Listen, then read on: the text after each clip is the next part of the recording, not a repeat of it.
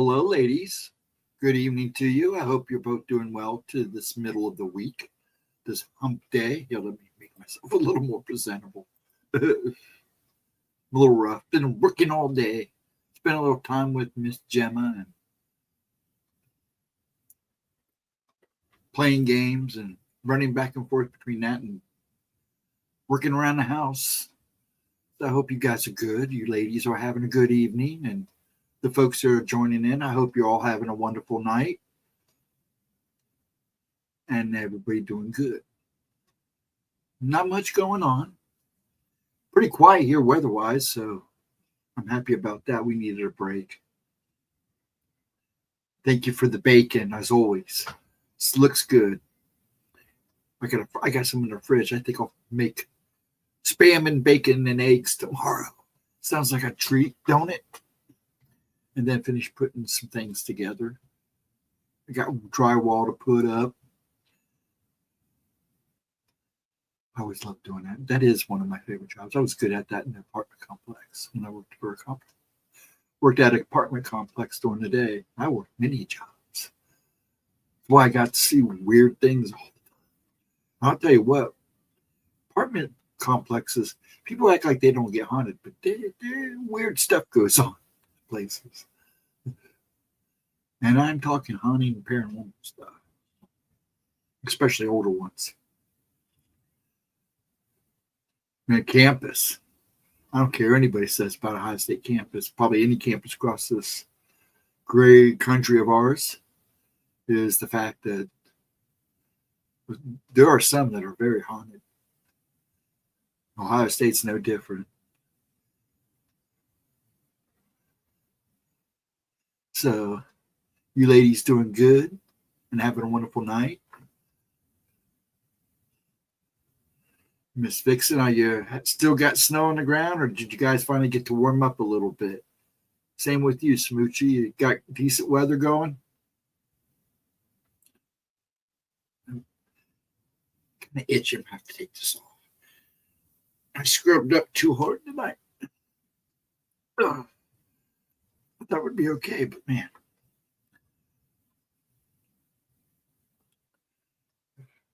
Been wearing it off and on. I got them blessed. So how's everybody else? Talk to me, folks. There's three of us, and I know one of them's me, so it's got to be you two ladies. Or are you busy? Busy. I'm always busy. I try to stay busy. Life's a lot easier when your mind's always going, especially with me. It takes my mind off the other issues I have. We'll be here Friday night, of course, for Oracles. I should be with her. I don't know why I wouldn't be unless something happens. Other than that, pretty quiet week. I believe she's talking about bringing back the Monday night video uploads, Monday afternoon uploads. So hopefully you guys will have something this Monday. We'll have to wait and see. We are starting to warm. I think Sunday we had fire, but it's been comfortable since then. Oh, cool.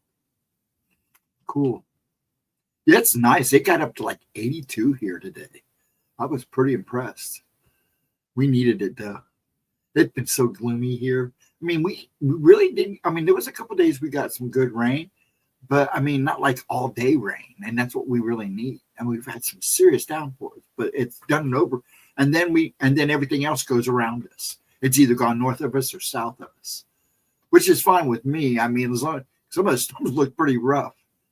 I mean, I love a good storm. I've done my chasing in time, so storm chasing in time. Ooh, excuse me. Hold on one sec.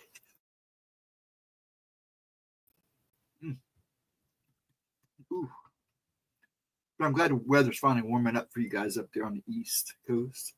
And I hope things are warming up on the West Coast up in our corner. I know it looked pretty dry, but it looks like you guys are getting dumped on again, too. And it's been cool there, hadn't it? On the West Coast.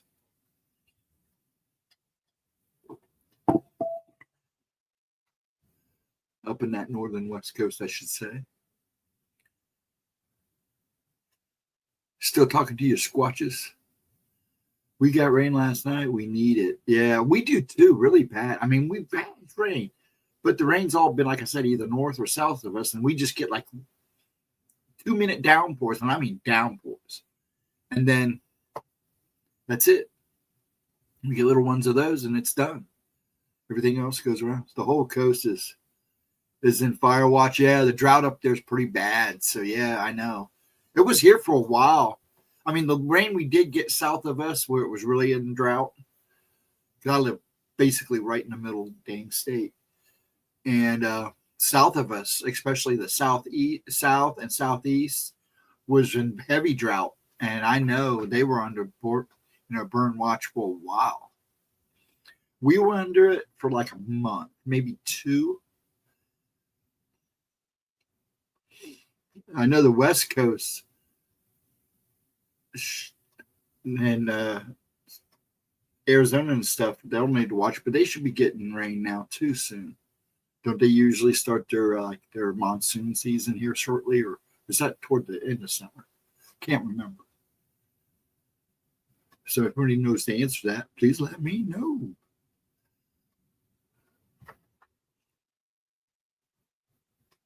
And make sure you hit that like button, please, if you come in. I appreciate that.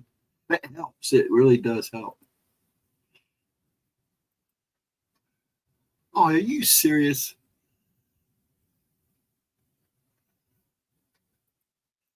It's making me do that. That's BS. I refreshed my page and it's making me verify who I am. That's stupid. Oh, well. Probably because I'm in stream too. I don't know.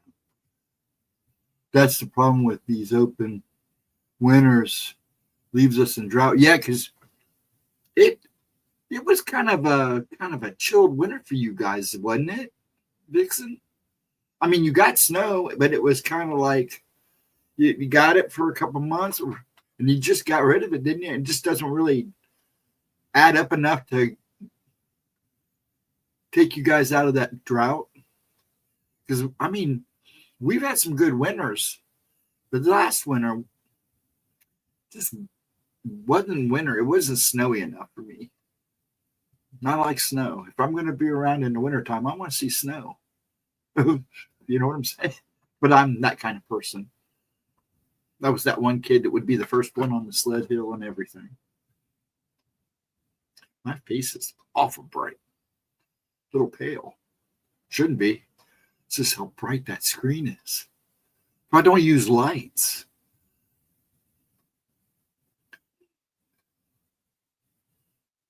Looks like it's good. Ooh, that's what I'm trying to be funny.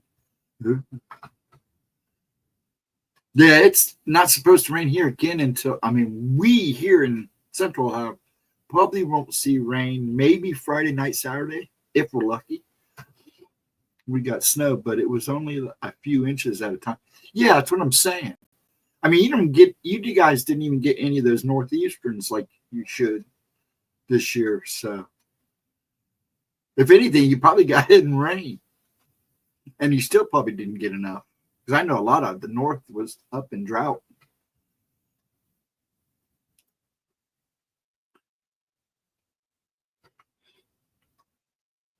Where's everybody at? There's a lot of people streaming, I know. That's all right. I'll go back to my midnights here pretty soon. I'll wait till the doctor said it's okay. Actually, it's been kind of nice. That one midnight, I kind of bummed out. I would have liked to done a lot more on that midnight, but it was like nobody was there. So, and I get it. Now I'm down to 2. So either Smoochie left, or are you still here, Vixen, at least? Because as far as I know, it's just me and one other person. I'll give it for a while, and then if it doesn't pick back up, I'd like to at least, stream with at least 5 people. I know people watch the after stream, but it's just, I think they watched me stream the last couple of times because I didn't have a whole lot of people in the room, and I was just trying to make conversation. But I get good views on Gemma's replays because they watch that. We also need sub-zero temperatures. Our forests are going to stress out. Oh, no doubt, because those words, those forests and stuff, and those trees and that life in there are used to that. It's good for their growth. Yeah, no doubt. It also builds up moisture. Yeah, we had some really cold days, but not like we've had the last couple winters. And even the last few winters, I wouldn't call great. I mean, the only winter that was really wintry to me was the winter we had our fire in the garage. And of course, that would have to happen to one of the snowiest, because this is probably not the first. We really didn't even have a white Christmas this year, which was kind of a bummer because I like Christmas when it's right. Hey, Latro, what's up? How you doing, bud? What you doing tonight? Growing my beard back. I look a little.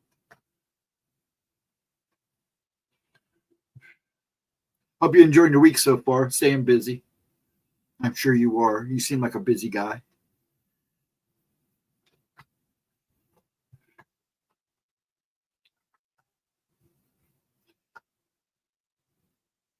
Yeah, I need to get a hold of a couple people and try to liven this stream up a little bit. I know I get a little boring. I try to keep it hopping as best I can. And when I start telling stories, everybody wants to talk about something else. So that's okay. That's what it's all about. Just kind of take our minds off of stuff while we're hanging out. World's crazy right now.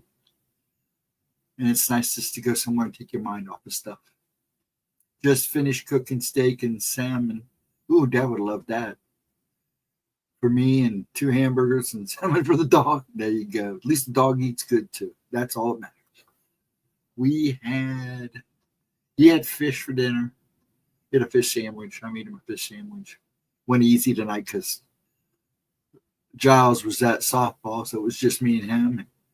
We both had 2 big, huge salads. I'm not a big salad guy. I ate a lot of salad when I worked for Bonanza because we had the salad bar, so it was always nice to, at the end, I sit down and eat and Nick pick off the stuff off the salad bar. But we also had other stuff on the salad bar too.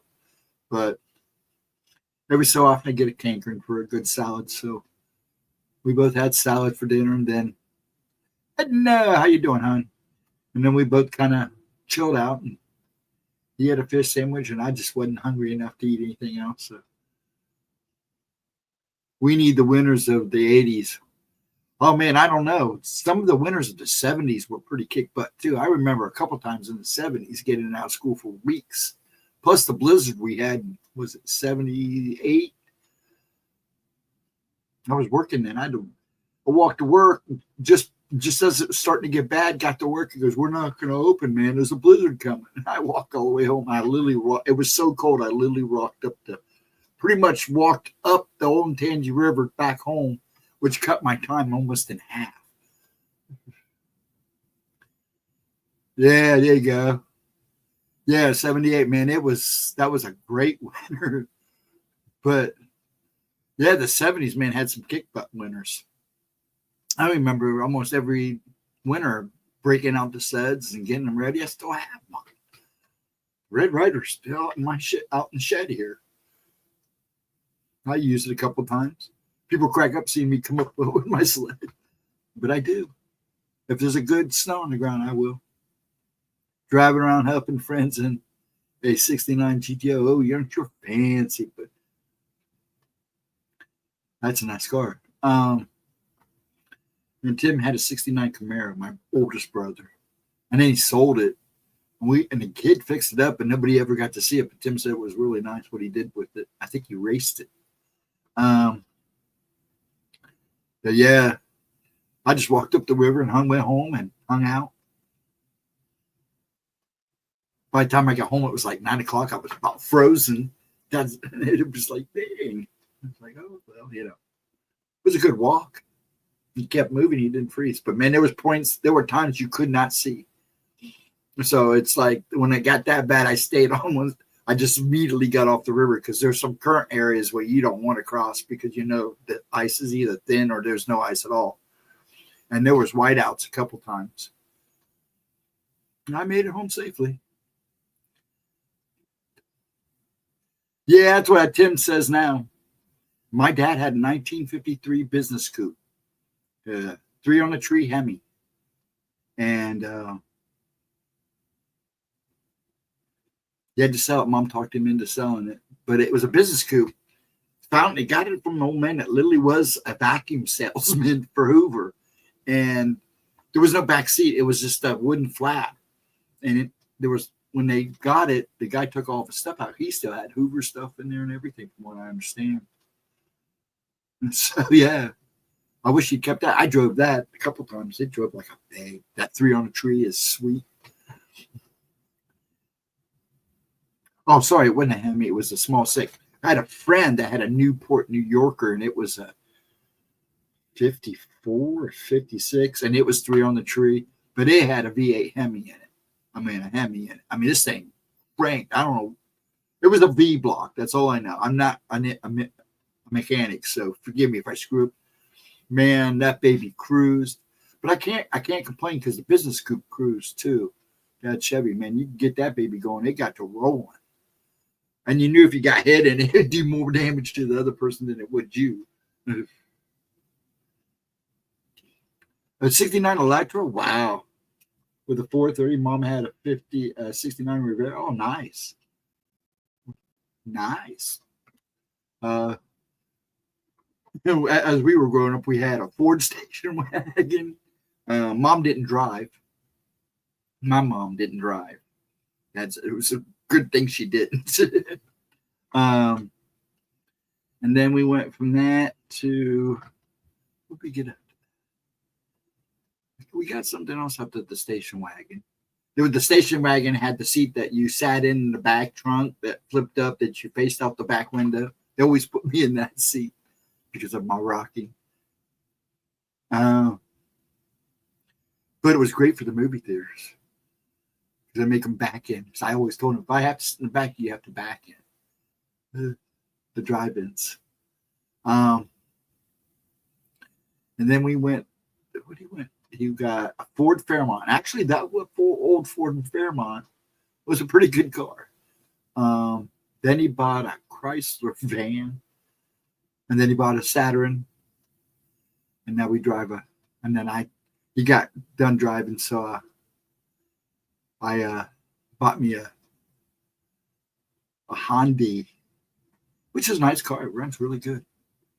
It came from New Jersey. When I looked at the people left all the paperwork in it, when I got home, I realized it was from New Jersey. It literally came from New Jersey. The first owner, I was the second owner, and the first owner was from New Jersey. An old Vista Cruiser. Wagons were cool. Yeah, it was a great car. I think that's exactly what it was. Had the wood sides. Had the wood, fake wood paneling on the side. It was a great car. I loved that car. I wish he would have never got rid of it. It happens. No, yeah, he got rid of it because it ran great, but it rusted out in the back end really bad, and it was going to fall. It was bad. Dad said it got real bad, so he got rid of it. He said, "This is a shame." He says, "They're easy cars to work on. You could have kept it running for a while, but," he said, "the body sucked." I remember when he had to, and then he gets mad because he sees them around. Trouble with the rings. So they had a lot of rust problems too. And I think he even bought that brand new. I mean, I think he was the first owner.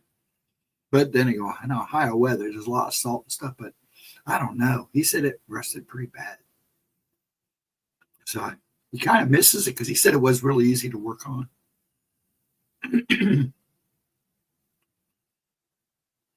No, the Chrysler van was actually a really nice ride. I liked it.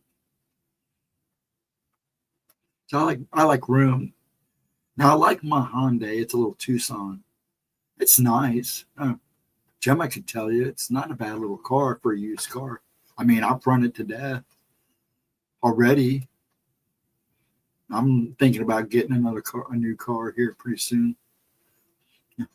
See what the future brings. I have to have room. So it'll probably be either not a Hyundai or something. The son got what did he get? An Explorer, I think. He likes it. Drives pretty good. A lot of people, hey, you get what you can afford, and if you can afford, and it's nice. I mean, it's got the backup camera and everything, which impresses me. So Edna, real quick, Latra. Edna, how you feeling tonight, hon? My daily driver truck will be 30 years old in August, assembled in Dranesville, Wisconsin, with the motor from oh, really? New York, best one GM ever made. Oh, that's a solid truck. Yeah, I was. So, Edna, tired, guys, but I'm listening. Good. It's pretty quiet here. My last few streams have been 5 people, 7 people tops. So, if I make it to 11 o'clock, we'll do good. It's all right though. It's great. I'm enjoying it. I mean, I don't know what's going on, but I'm good.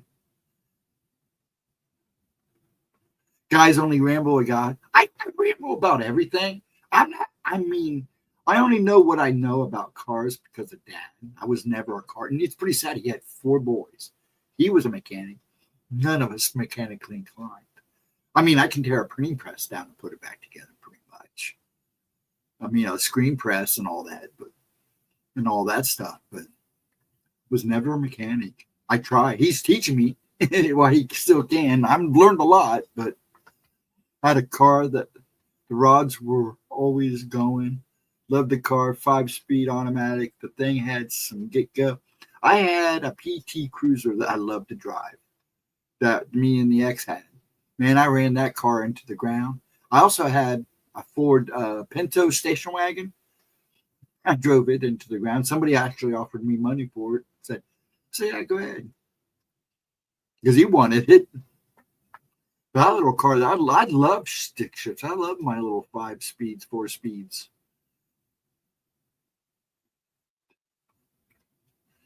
You know, they're still being cited, but they're not making as much of an issue about it. I'm just, no, you're tired. 1 second.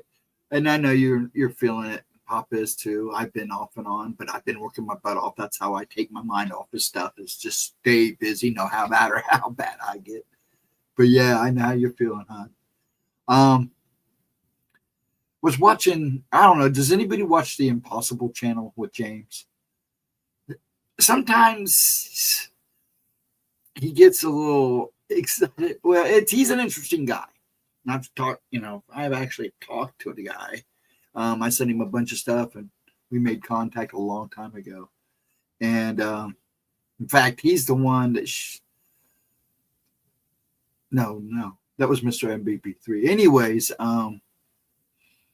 he's been running this stuff about the drones and the fog and all these. There's been a lot of comments seen lately, and I guess there was a big comet over in Mexico, and I guess there was a lot of weird noises, trumpet sounds before and after it. There was this one I heard a recording, and it sounded like here the other night. It sounded here the other night, and it sounded like that there. But last night, it sounded like, at first it sounded like a low thunder, like, rolling thunder. But it got real deep, and then just kind of made this weird kind of, it sounded, then it, well, how can I put it? It kind of went from that sound to sound like a big plane going over. But it just didn't end. And you couldn't, and it was pretty much a clear night. I mean, there was patchy skies first, but I went out and looked. There's nothing, but you could hear it. And you can almost at times hear like sirens going off. It was kind of creepy because Dad said he heard the sirens. He goes, I heard sirens last night. I go, but there was nothing going on, Dad. I got up and looked. Yeah, it's James. Hugs and loves. Hey, brother, how you doing, Mr. John P? Almost asleep. Well, you get some rest, good sir. Have a good day to rest, or have a good rest of a week. I hope to see you around. Yeah, Mr. MBB is a nice guy. I've been following him for a long time. Yeah, now he's on to those. He's really big about that stuff. You know, he's a true blue sky watcher. Mr. MBB 333. Now he's into the flashing lights. I mean, this light thing going on around, and it's happening here in Columbus. I've seen it a couple. I just don't make a big deal about it, but something's going on. I mean, animals are doing some weird stuff. Busy found a baby cat hanging behind. Been feeding it. Baby Mel is doing good. Good. Always love you. Oh, I will. I'll tell Gemma for you. She gets a kick when you come in.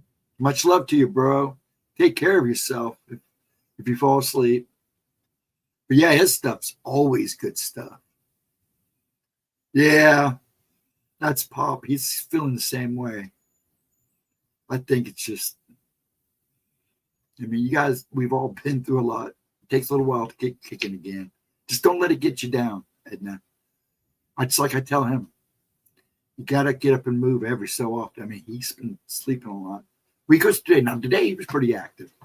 He goes through spells. But yeah, I mean, he's 90. He turns 92 in June, so I don't want to give him too much slack. But yeah, the key is to move. When you're during the day, try to move as much as you can. Keep your mind busy. Keep your body busy. It's also healthy for you. Oh, you watch him too? Yeah, the Possible channel. He's an interesting. He also, excuse me for that. He also, he has two channels. He has the Impossible channel, and then he has the James channel. And spelled like John P. spells it. And both of them are pretty good channels. Now, he's been like following this thing. He did a thing not too long ago on mermaids. It's funny because I did the thing on mermaids, and then he turned around and did the thing on mermaids.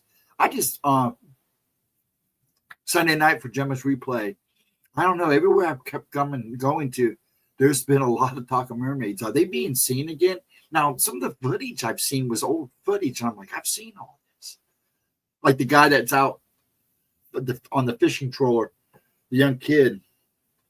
I believe that's a lot of people are saying that's not real, but it's legit. I've actually seen an interview with him. For a while there, they shut him down. They wouldn't let him drop anything on TikTok or on YouTube. Yeah, then the bees things. I worry about the bees because I keep a good tab on them. I actually make sure there's plenty of like hummingbird feeders around because when just before flowers blooms, that gets the bees active, and they usually hang around the hummingbird feeders. And last year I barely saw any.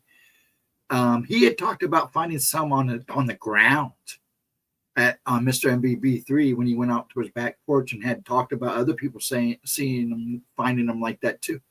I did the other day. I walked out and there was like 3 stuck to my door to the out back, the garage door that goes out to the backyard. And I literally scooped them up and set them in the sun. And when I went back to check on them, they were gone. I don't know if it's the weather, but there is definitely something going on that's affecting the animals. And yes, if we lose the bees, there's trouble because they're so important. And there's birds out there that actually pollinate too. You know, many moons ago, we lost an entire species of birds.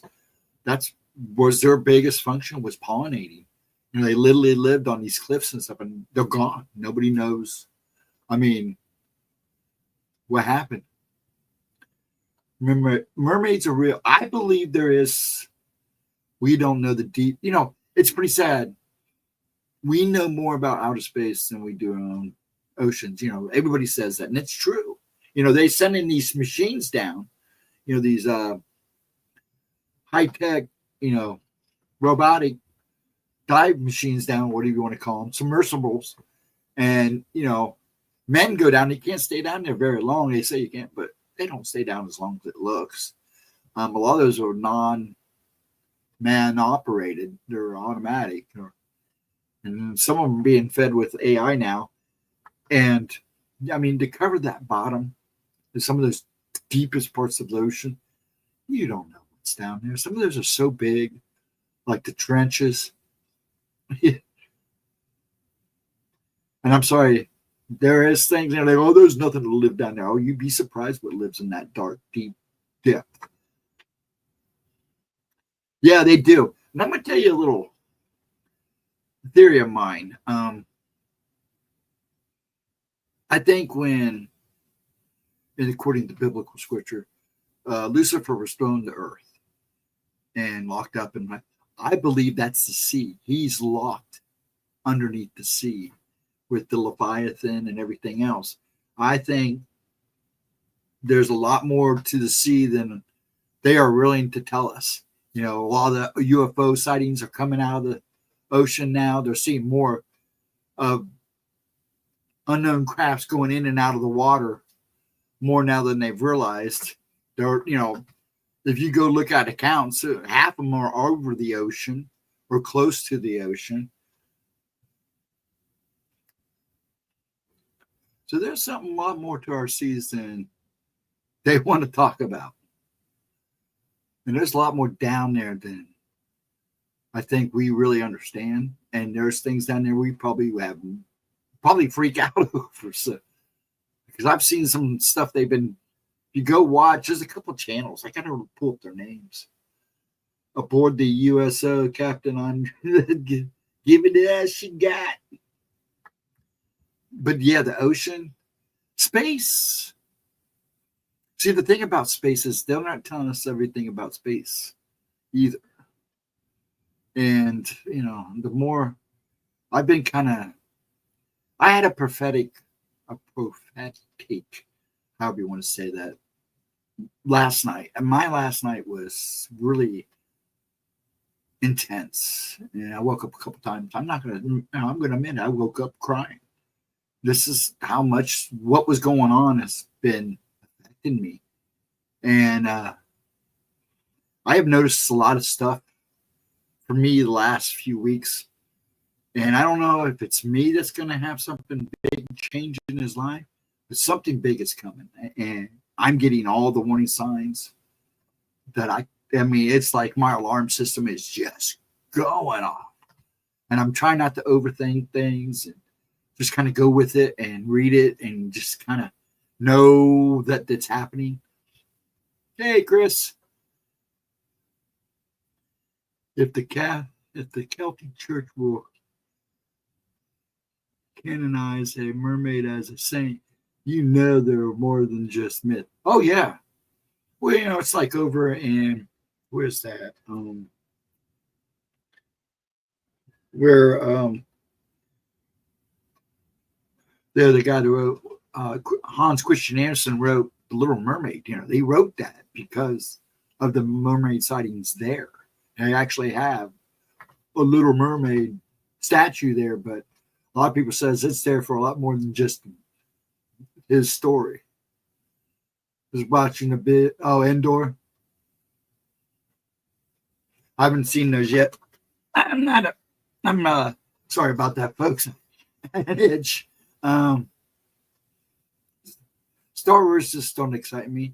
I just got to see the new trailer for Badlands, and that looks really awesome. I'm checking that out in IMAX, and I'm patiently waiting for Prey 2.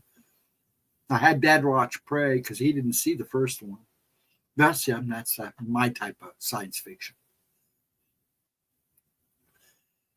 But not to knock the Star Wars, because I'll still watch them.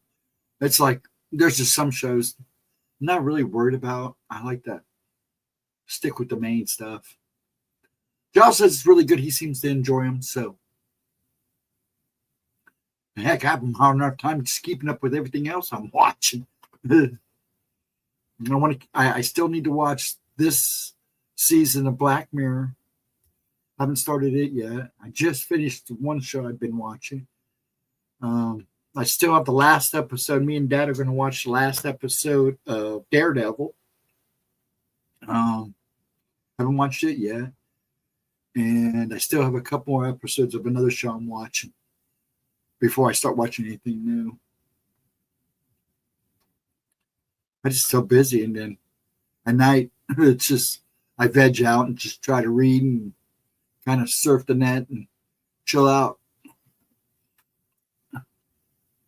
because I'm afraid if I start something I'll fall asleep, and it never fails, and then I'll wake up and then I can't go back to sleep. So I sleep in this chair for like 10, 15, 20 minutes and think, oh, I'm going to go to bed now. But when I get up and get moving to get bed ready, it's just like.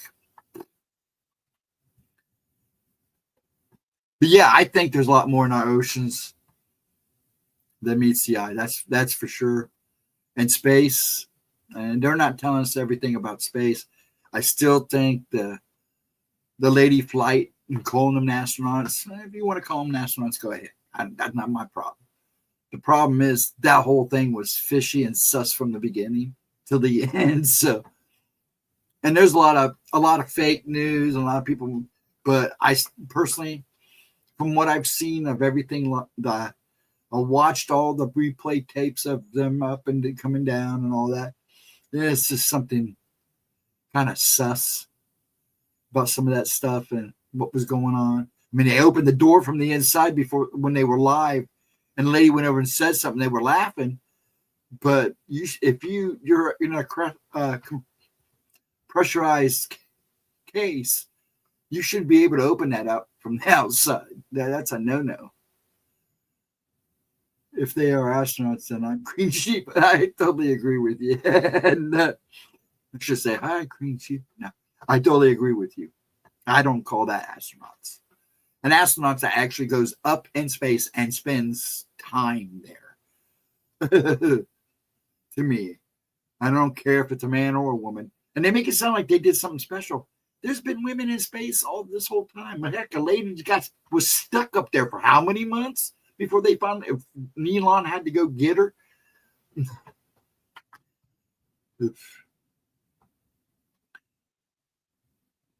I watched Reach or Never Go Back after finishing the most recent series. Me and my son loved that son. I still have to finish. I have to finish that season. That's one of the other shows I have to finish. Need one of those desk chairs that also recline so you can bed down right there. Man, I have fallen asleep in this chair so many times, just like this. And it's funny because either somebody will come and say something because they can hear me because I rock. So it's just, me doing this. But I always wake up and then I can't go back to sleep. And it's never more than 15 minutes, like a cat nap. Yeah, Reacher's a really good. And I like him. He's a character. I'm a little disappointed outside the movie, the show business, but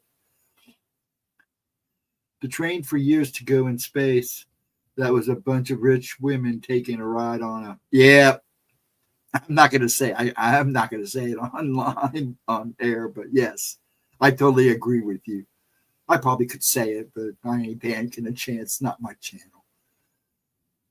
But yeah, that's basically all it was. And it's funny because I'm seeing all these cartoons now because I remember a couple of, I believe it's a Simpson episode, made me say, yeah, it does me too. And they come out and Katy Perry, oh my God. If that chick ain't totally MK'd Ultra, I don't know what is. And poor her and Brittany are gonna, and Brittany's already feeling the after effects of it, and she will. And she's on, and Katie, she was MK Ultra as soon as she made it big. And you can tell she looked like she wasn't even there mental. I mean, she was just so.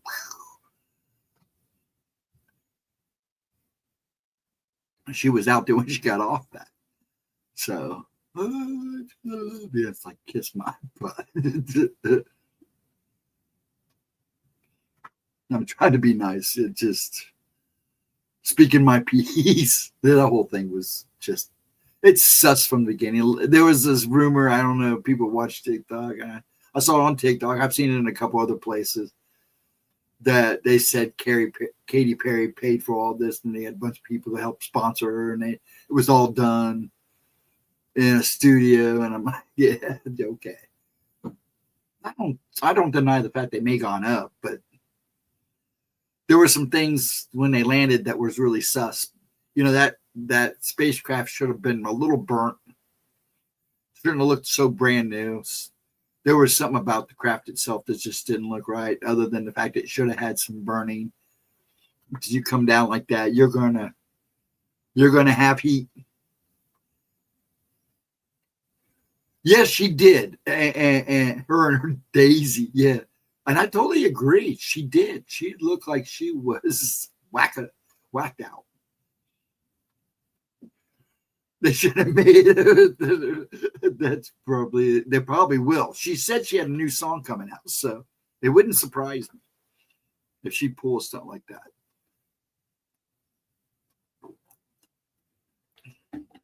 Yeah, she did. And I just, when they do stuff like that, it just comes off even phonier. So it's just, I had my one necklace on. I still have yours on, Edna. Been wearing it, both of them. And I wear, I love the one Arisha sent me, this one here. I love this. If I can get it to stop moving. I love this one, but it's bulky. So I only wear it when I wear it when I go out. I've been out lately. I get a lot of compliments on them. Especially I get a lot on yours. That I get them on a lot on all three of them. Yeah, it was a publicity stunt. Oh, no doubt. Well, Katy Perry's having problems. I mean, she's kind of lost her idol status. When's the last time she put anything good out? I mean, it's been a couple years, right? So she's trying to get back in the limelight. All those ladies, even Bezos' wife, who's weird anyways, they're all kind of just hanging in there. I mean, other than the only one that working consistently is the news lady, whatever her name is. I didn't know what the other ones did. And it was a scientific experiment. What did they do? What was the experiment that was so important? That was so special? What's it like to be whacked out of your mind as you go into space? But I believe they went up. I do believe that. I just believe things were done differently as they landed, because the landing was like a Hollywood fluke. Like I said, footage I've seen it in a couple different places and double checked to make sure it was legit, and it is legit. They're all standing out there talking, and you can see them moving around in the window, because the windows were pretty big on that. And all of a sudden, you see the door pop open from the inside, and it's like, wait a minute, that's compressed air in there. I don't think you can do that. It has to be opened slowly from the outside. There was 3 bolts that you let go, and as you let them go, that allows the decompress as they sit there. That's why they wait a little bit too, as they sit on the ground before they open. Between that, no burn marks, no scuffs, because you would have had that stuff on the side of that. It looked like it was just built and put there. Yeah, and they open the door. It's hilarious. You've seen it.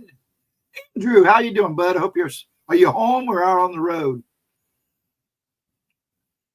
Bird rider, deer guard. But yeah, that whole thing. It didn't. I think they may have gone up. I mean, they do it all the time. I mean, William Shatner's been in space. So they took a different craft.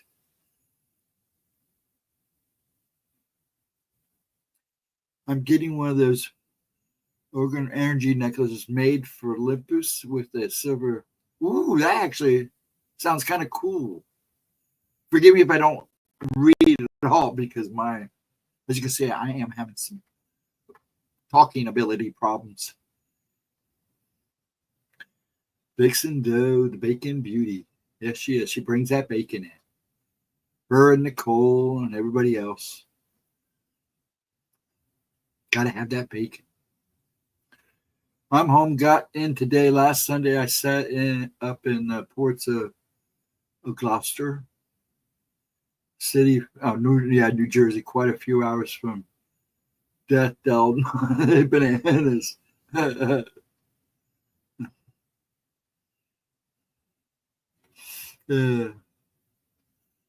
yeah, that whole thing cracked me up. I'll tell you, I did have an experience once. When my senior year, I went with a friend down to Florida. His dad and his family made pretty good money. He was actually a middleman for planners. He actually played football for the Arizona Cardinals back in the day. And we're talking back in the day. Played like 2 or 3 years. He was a lineman. Anyways, I believe. Anyways,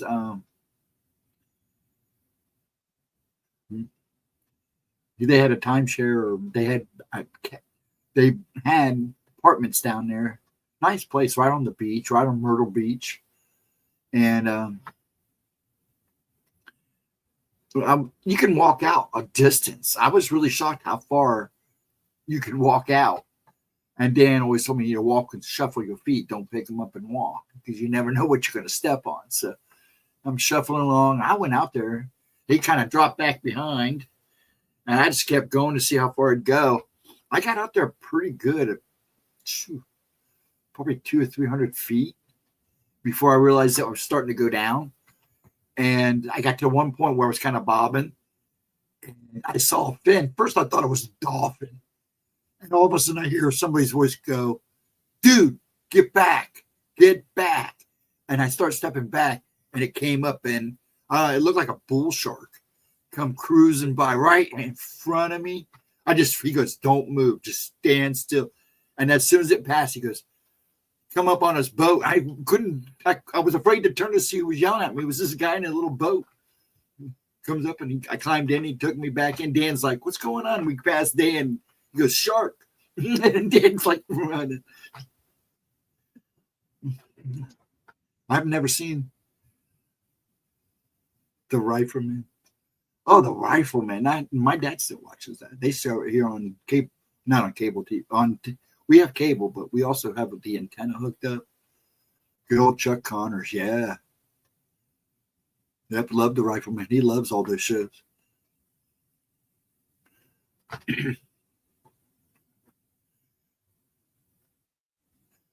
Dropped a candy load today. I got a free bag of gummy bears, gummy worm. There you go. It was pretty good. I started eating them on the way.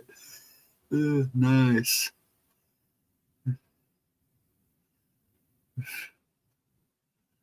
My stepmom's dad played with the Los Angeles back in the 60s with Chuck. Yeah. I was about the same time Dan's dad played for Arizona, I believe. Yeah, he got blew a knee or something really bad. Then he was in business anyway, so left there. He quit, had to quit, and he became a chairman of the board of the Browns for a while. In fact, I think he was until the day he died. Passed, I should say. And he also worked for a company that were a middleman for planners, Weilers, Kool-Aid, or Weilers, and a couple other companies. So he'd come over to my house to get ho-hos and Twinkies, and I'd go to his house to get planners, peanuts, and all that stuff. Because my dad worked for Hostess. He was a mechanic for Hostess. So he was always bringing, bull sharks are not nice. I just didn't think there would be sharks in that water. I just didn't think. It's warm water. He was kind of shocked that it was there too, I think, the guy that picked me up. I thanked him, and he goes, "All right, have a good one, guys. Just get up on sand for a little bit until we figure out why this guy's out here."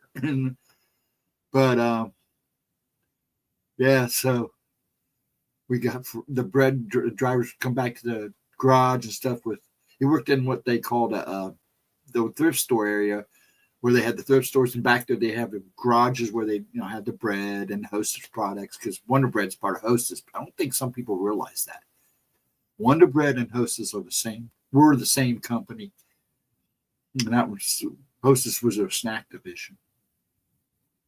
ITT Bakery.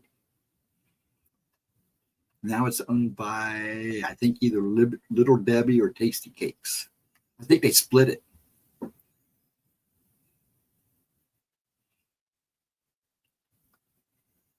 Yeah, those are great. James Arnaz. Gunsmoke's decent, James. Yeah, I knew he passed away a few years ago. You know what his first, do you know what James Arnaz's first movie ever was? Can anybody tell me what James Arnaz's first movie was? Then I have another trivia question for you. Can somebody tell me? James Arnaz's first movie. And it is sci-fi. Tick tock, tick tock, tick tock. Some rifles are making a comeback. Yes, they are actually. Henry and Marlon will have them in 45 and 70s. Oh, not. Oh, excuse me.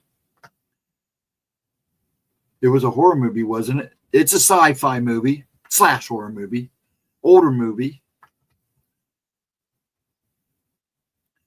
I didn't mind having Nick Saban was a college quarterback back in the day. John Tools. Yep, I know some of those players just by word of mouth. Played soft in Goonies, yes. And he was 6'7". Yeah, he was a big guy. 300 pounds. Super Bowl legend. Yes, he was. Fight on the field for the teammates, too. Yes, it was a horror movie.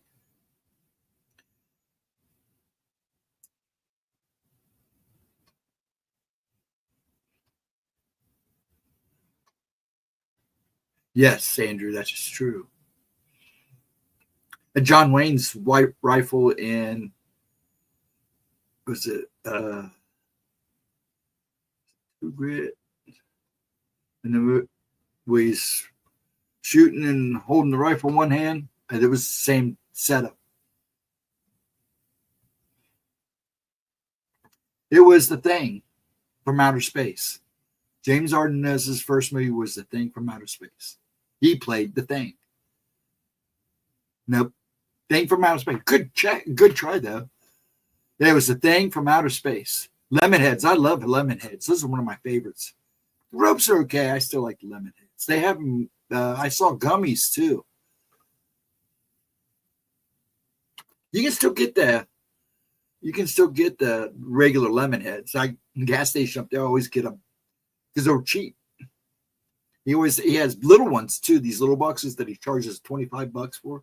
I mean, not 25 cents for. And not get those. But yes, James Arnaz's first movie was The Thing from Outer Space. The tab on the lever pulled the trigger, right? Yeah.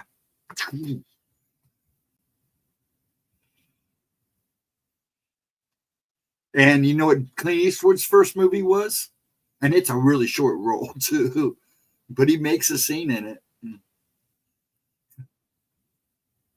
It's about a giant spider. It's tarantula.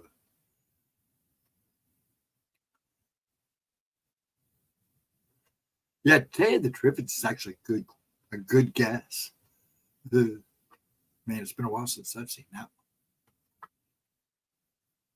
Like I said, I've been outside working and I get the itchies, and I keep throwing that. It's too early for Poison Ivy because I haven't seen it yet. So I haven't had that killing it yet. Well, it's never too early. If you have it out there somewhere, even the vines, you can pick it up if you rub up against it. Yeah, I believe that's how it works, Latro. I'd have to ask my dad. But yeah, I think that's just the gist of it. Made it easier to fire. 1 second, I'm going to hack again.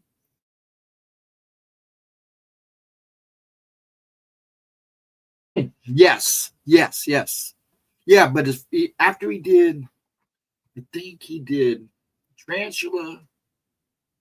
He was the jet pilot in the movie that tries to kill the tarantula. Then he did Rawhide. That's where he's really started making his name. No, I think it's Rawhide. I'll have to go look. Wait, actually, I'll just pull it up.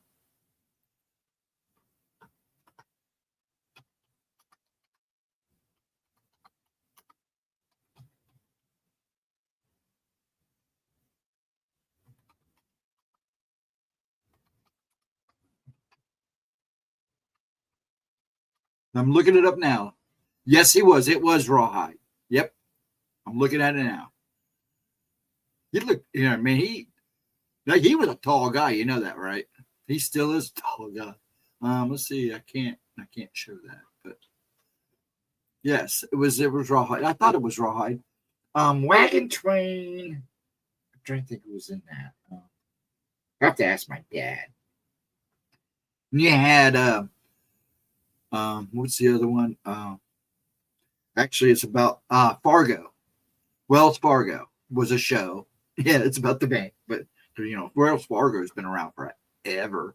Um, there was a cowboy show, Wells Fargo, that was pretty big. It ran forever, and then one called The Rebel. Too skinny. Yeah, he was a skinny guy, long and lanky. He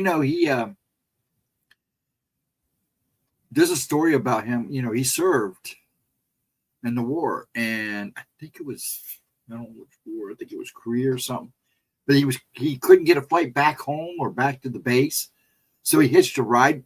Pilot said, "Well, he's going out, but he had to sit in the like the cubby hole, the holding compartment, because it was like a small jet, and he had to wear a bunch of. And it was like really cold, so he told him, "Be prepared. It's going to be cold, but we shouldn't be too long." Ended up going down in the sea, and him and this guy ended up treading water for like days. And actually, I think he helped save the pilot. And the only reason he got out of the plane was because the door didn't lock all the way, and he was able to open it, or he probably would have been at the bottom of the ocean. I think actually Mr. Ballin tells the story. I think it's one of the stories he tells. I've heard the story a long time ago, and so a couple other people tell it. So it's a pretty wild story, man. Tombstone, Shawnee, Sugarfoot, Have Gun Will Travel. Yeah, there was a ton of them back in the day. Ton of them. Those shows. You kind of got that Western kick, didn't you, have when you were younger, huh? Where they were big shows back then, too. I don't remember much of Tombstone. I remember Shawnee, and I remember a little bit of Sugar, but only from reruns. But you don't even see reruns of some of those anymore. Gun Will Travel was a good one. And that's one of the shows I was really surprised they don't show reruns of on antenna TV, is what I call it. Yeah, we grew up with them all too. I remember a lot of those shows were on when I was just a little kid, and I was seeing reruns then too. Of course, the Ponderosa. I worked at Ponderosa and ate it. I worked for Ponderosa and Bonanza. But yeah, Ponderosa. It was one of my favorite shows, next to the Wild Wild West. Now that me and my middle brother, two of us in the middle. I have an older brother and a younger brother, and there was two of us in the middle because there was four of us. Me and Mike loved Wild Wild West.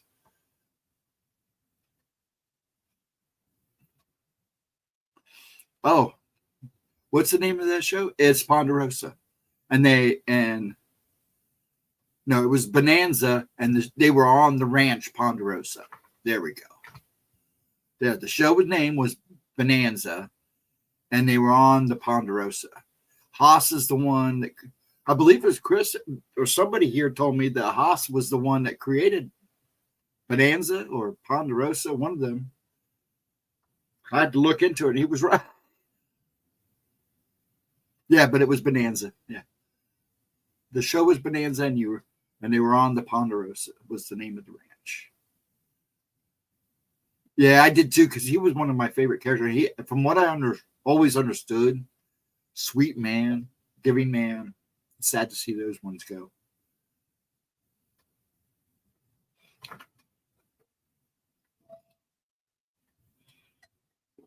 It's like Michael Landon. Everybody tried to make Michael Landon off as this good Christian guy. Man, he during that show, he was going through some stuff. He was a heavy drinker and stuff. I guess even when he went sober, there were still stories of him during Little House on the Prairie that he was still kind of drinking and would get rude, and he'd get real picky about how scenes were done. And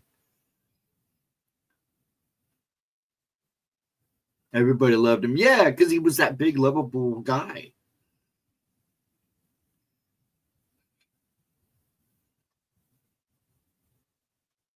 Yeah.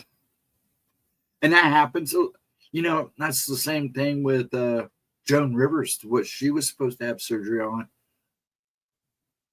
And she didn't come in that. And she should have. But a lot of people said that was done for other reasons. And she's made a comment that upset a lot of people.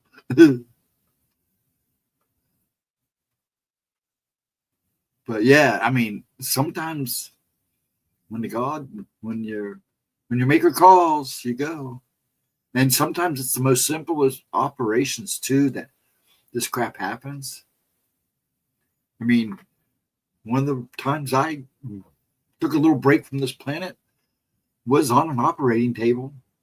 One was for my neck and the other one was for my hip. Simple surgeries. Well, the neck wasn't so simple because they left me like this with a big old gash in my neck because the cadaver bones they had were too small.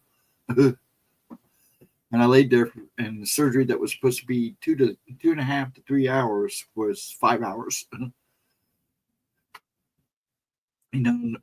It's no wonder when I woke up to a bright light and felt like I was being zapped to death, and a big old hole in my chest from where they stuck a syringe in me. And I had to ask about that. I go, okay, you explained one thing, but what's this? And he goes, that's where we had to give you a jump. It's like, holy crap. Adrenaline. It was such a snow. Yeah, and it's sad. I wouldn't let them use cadaver bones, so they took bones from my hip. Oh, really? They had to use, because they replaced the cervix. You can't, it's not that simple. You got to have just those same type of bones for your neck, the cervix in your neck. It was really weird. Well, it's because of degenerative disease and me doing this in my sleep when I lay on my back all these years, and I literally just crushed them. They don't even know how I was holding my head up. I had cervical fusion, yeah.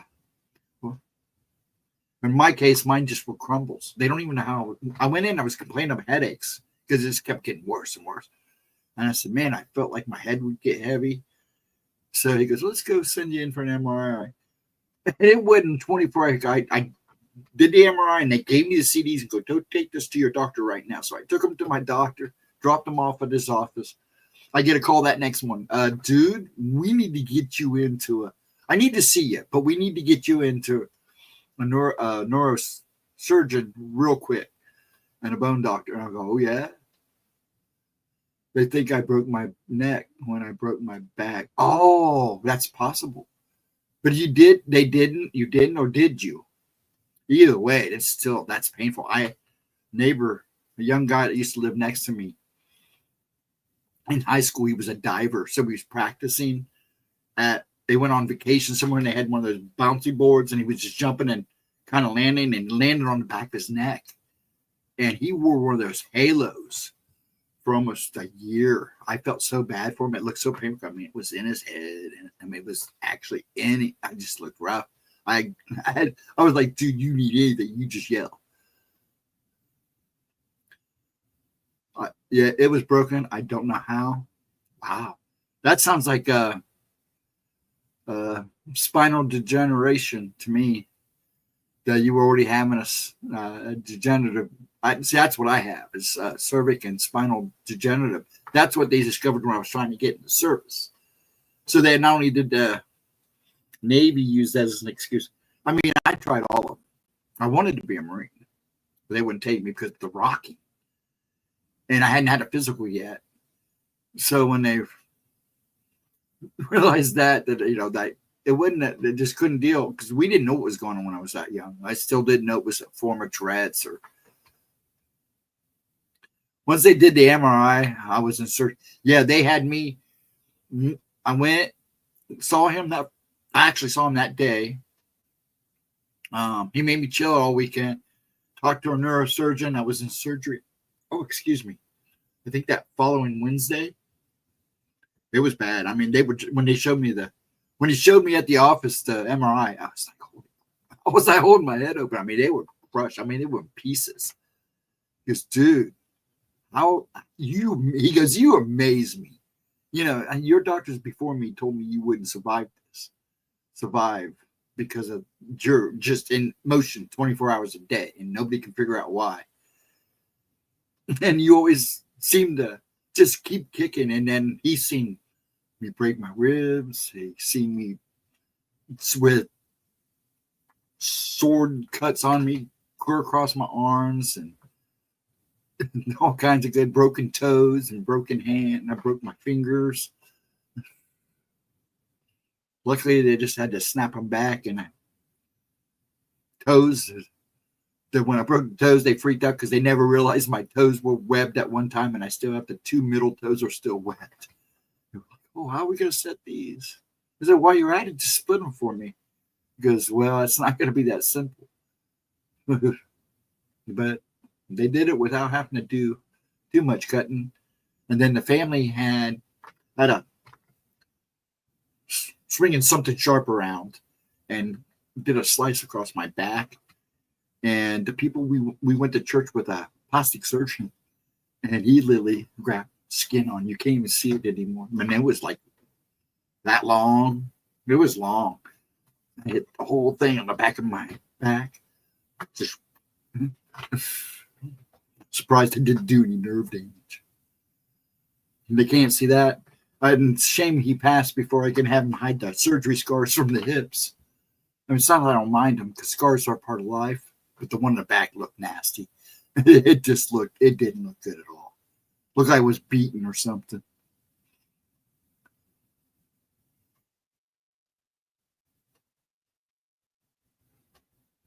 Oh, yeah, breaking a femur sucks. I know somebody had that happen. It's awful. I broke 2 ribs in a fight. That's probably, out of all the pain I felt, that was probably the worst because every time you breathed, it was like, ugh. We must come from the same planet, Ghost. I have webbed toes, the M, the half moon. It's all here, isn't it? Yeah, isn't it weird? I wonder what planet we're from, Edna. Somebody please tell us. You're hybrids.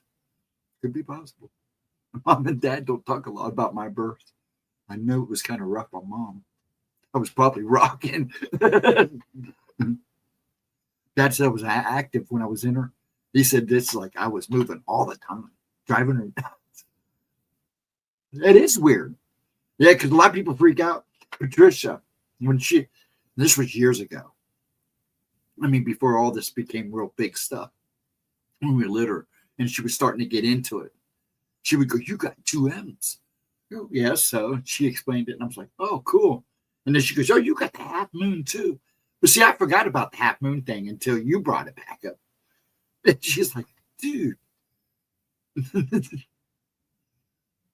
But she'll tell you, I'm an interesting person when it comes outside of here. It's because she admitted she watches my streams, she watches oracles, and she goes, Steve, you've always had a problem when you're around a group of people and think it's like all that knowledge in your head just can't come out. Now, how hard you try, but you be standing in a random group of people and somebody brings something up, and next thing you know, it's just rolling off your tongue. It is very rare, Ghost. Yeah, I know it. That's what she said. She still makes comments about it. He goes, because see, I don't know if you heard the beginning of this, Edna, but the last few weeks have been really weird, and I don't want to call it, how would you say, a prophetic night last night. I woke up twice crying, just on my knees in the middle of my room crying and feeling not like a sad cry, but I was just crying. But I've had some weird dreams. I'm seeing a lot of synchronicities going on lately. So I talked to Patricia today and a little bit yesterday, and she's like, something big's about ready to happen for you or around you. She goes, somebody's trying to tell you to stay on your toes. And I said, she goes, I know you're a Virgo, so don't overthink anything and just go with it, be aware of it, and know that it's happening. 2 of my grandchildren are RH. The girls needed the shot. I didn't. Really? That's wild. You know, I'm told that that's what I'm RH, but I don't know. I did know that when I never asked, and I don't keep it down, and I've never asked my doctor. I know my older doctor told me I was RH, negative, whatever it is. But I know when we did the blood test for me and her getting married, because in Ohio you have to have a blood test. And the lady come out and goes, you guys are good, but it makes it kind of hard when you're RH. And I remember Tina saying something, and the nurse kind of looking at me kind of funny. I'm like, okay. So we got married, and then Ashley had, all the kids had to have the tonsils and stuff, but Ashley had a lot of problems, and she almost lost her ears. So they went in to put the tubes in, and they always ask you if you want to donate blood, in case something happens. It was, because of the AIDS thing and the HIV thing back in the day. So I went ahead and we both gave blood, and they said, well, actually, Stephen covers you guys, all you guys. And I'm like, what? He goes, yeah, you should be good with everybody. We should be able to, if any of them get hurt, we got you covered. I'm like, huh? I never thought about it. Having my blood type. Wow. Was that rare? I don't think I'm special. I don't. But it is pretty cool to know that, there's only a small percentage of us. But actually 3% in this world is still a lot of people, if you think about it.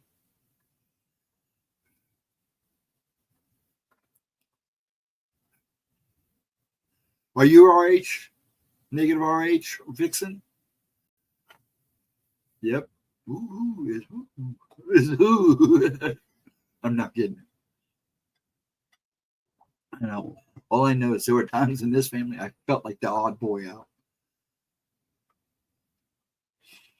I was the quiet one. I had 3 brothers. Mike is pretty quiet.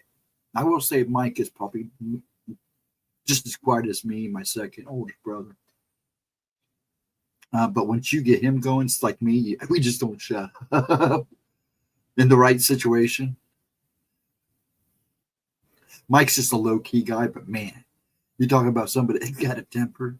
That kid, man, when he blows a gasket, he blows a gasket. But then again, I do too. It's just I'm a little more reserved about it.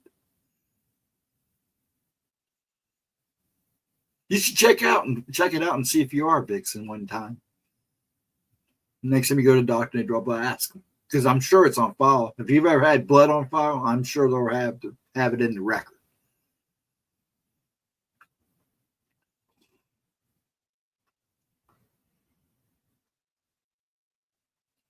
Isn't a lot of redheads supposed to be, or gingers, aren't some of them supposed to be like RH negative or positive or something like that?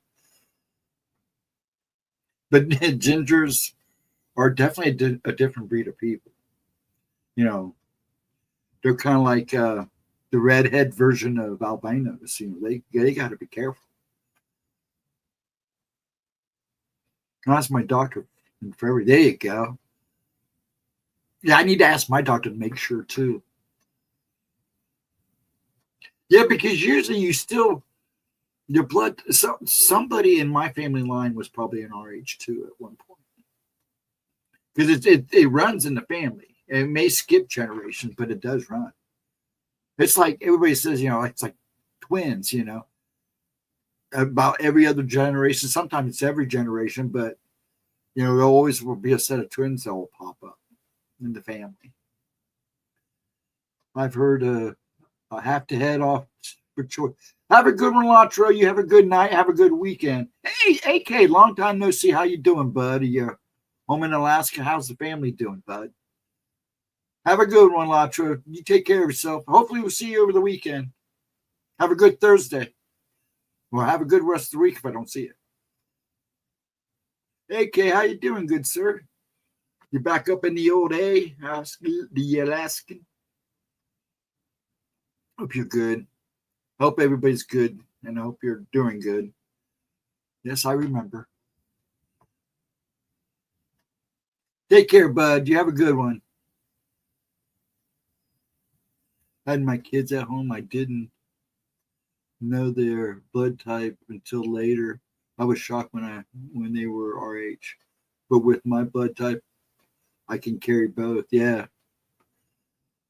I'm back home good. Yeah, I think, didn't you say you were back home when you popped back in last time you were home? Well, I hope you're doing good, bud. What you cooking? Are you cooking? I'm hungry. I want something to eat. All I had today was a salad. I should have ate a fish sandwich with pop, but I just had a salad. You take care, Latro. See you on the flip side, bud.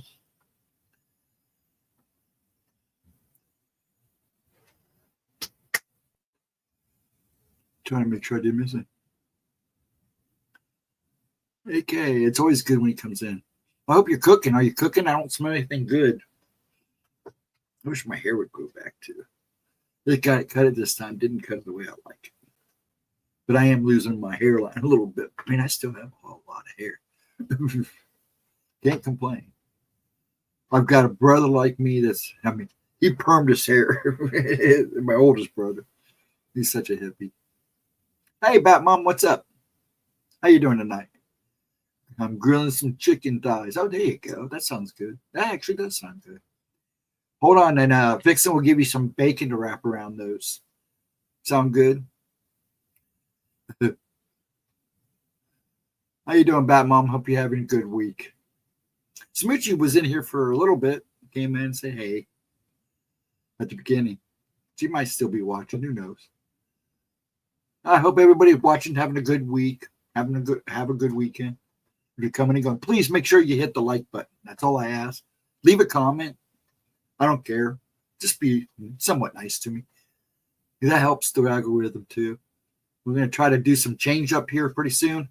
Oh, and why everybody's coming and going? I got a decent crowd. I don't know if I'm supposed to say something or not, but I think Gemma's going to go back to Monday uploads. So 11, hopefully this Monday. I believe she said this Monday or coming up soon. I think it's this Monday. She should have an upload for us. If we don't, it may be coming. Also, the 29th, I still think we plan on doing Tuesday Talk. So Tuesday Talk at 1 p.m. I mean, 8 p.m. in the afternoon.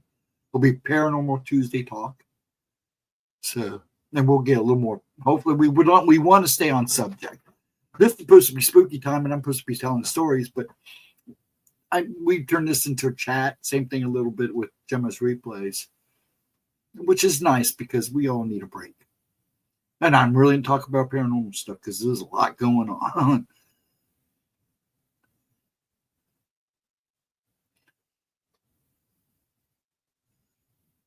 Every day's a good day. Some are better than others. Yeah, that's the way it is. AB plus.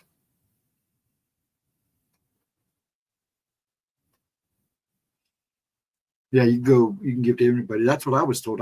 Everybody in the family should be able to come, with even Tina, which I thought was weird. It's like, I wonder why that lady gave me a weird look. I'm gonna have to sit down and talk and find out what exactly. I just wanted to thank you all for the prayers for my mom. Yeah, you're welcome, man. She has gone to heaven, but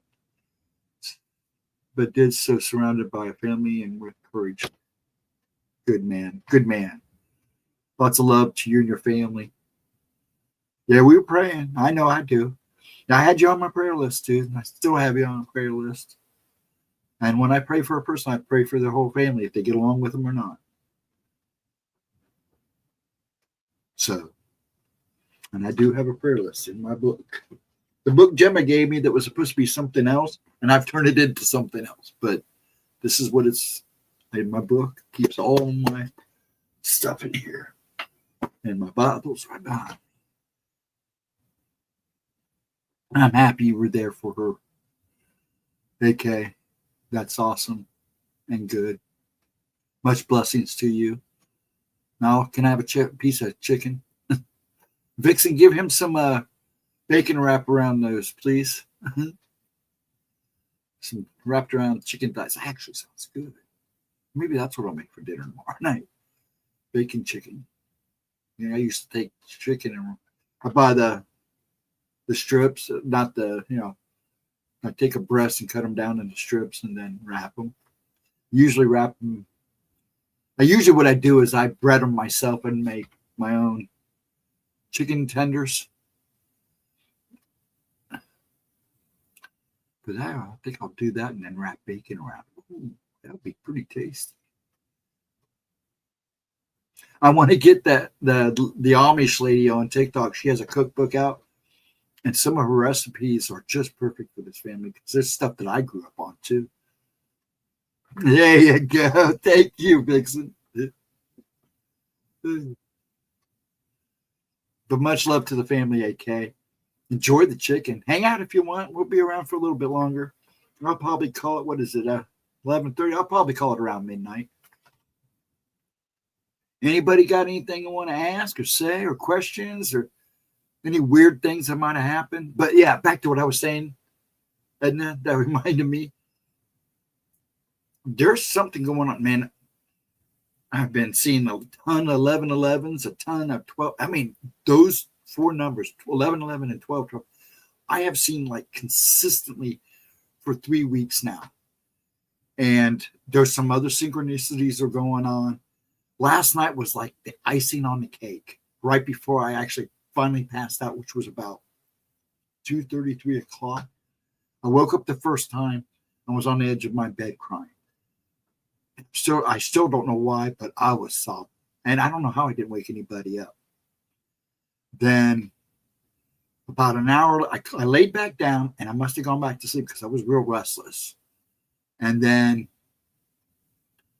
I woke back up about 4:30, 5 o'clock. It was in between there because the sun was just, how the sky's starting to change. And I was right here on the floor behind me on my knees and I was crying. And I'd never slept well before. But yeah, the numbers I'm seeing a lot of lately is 11-11 and 12-12. A lot of times.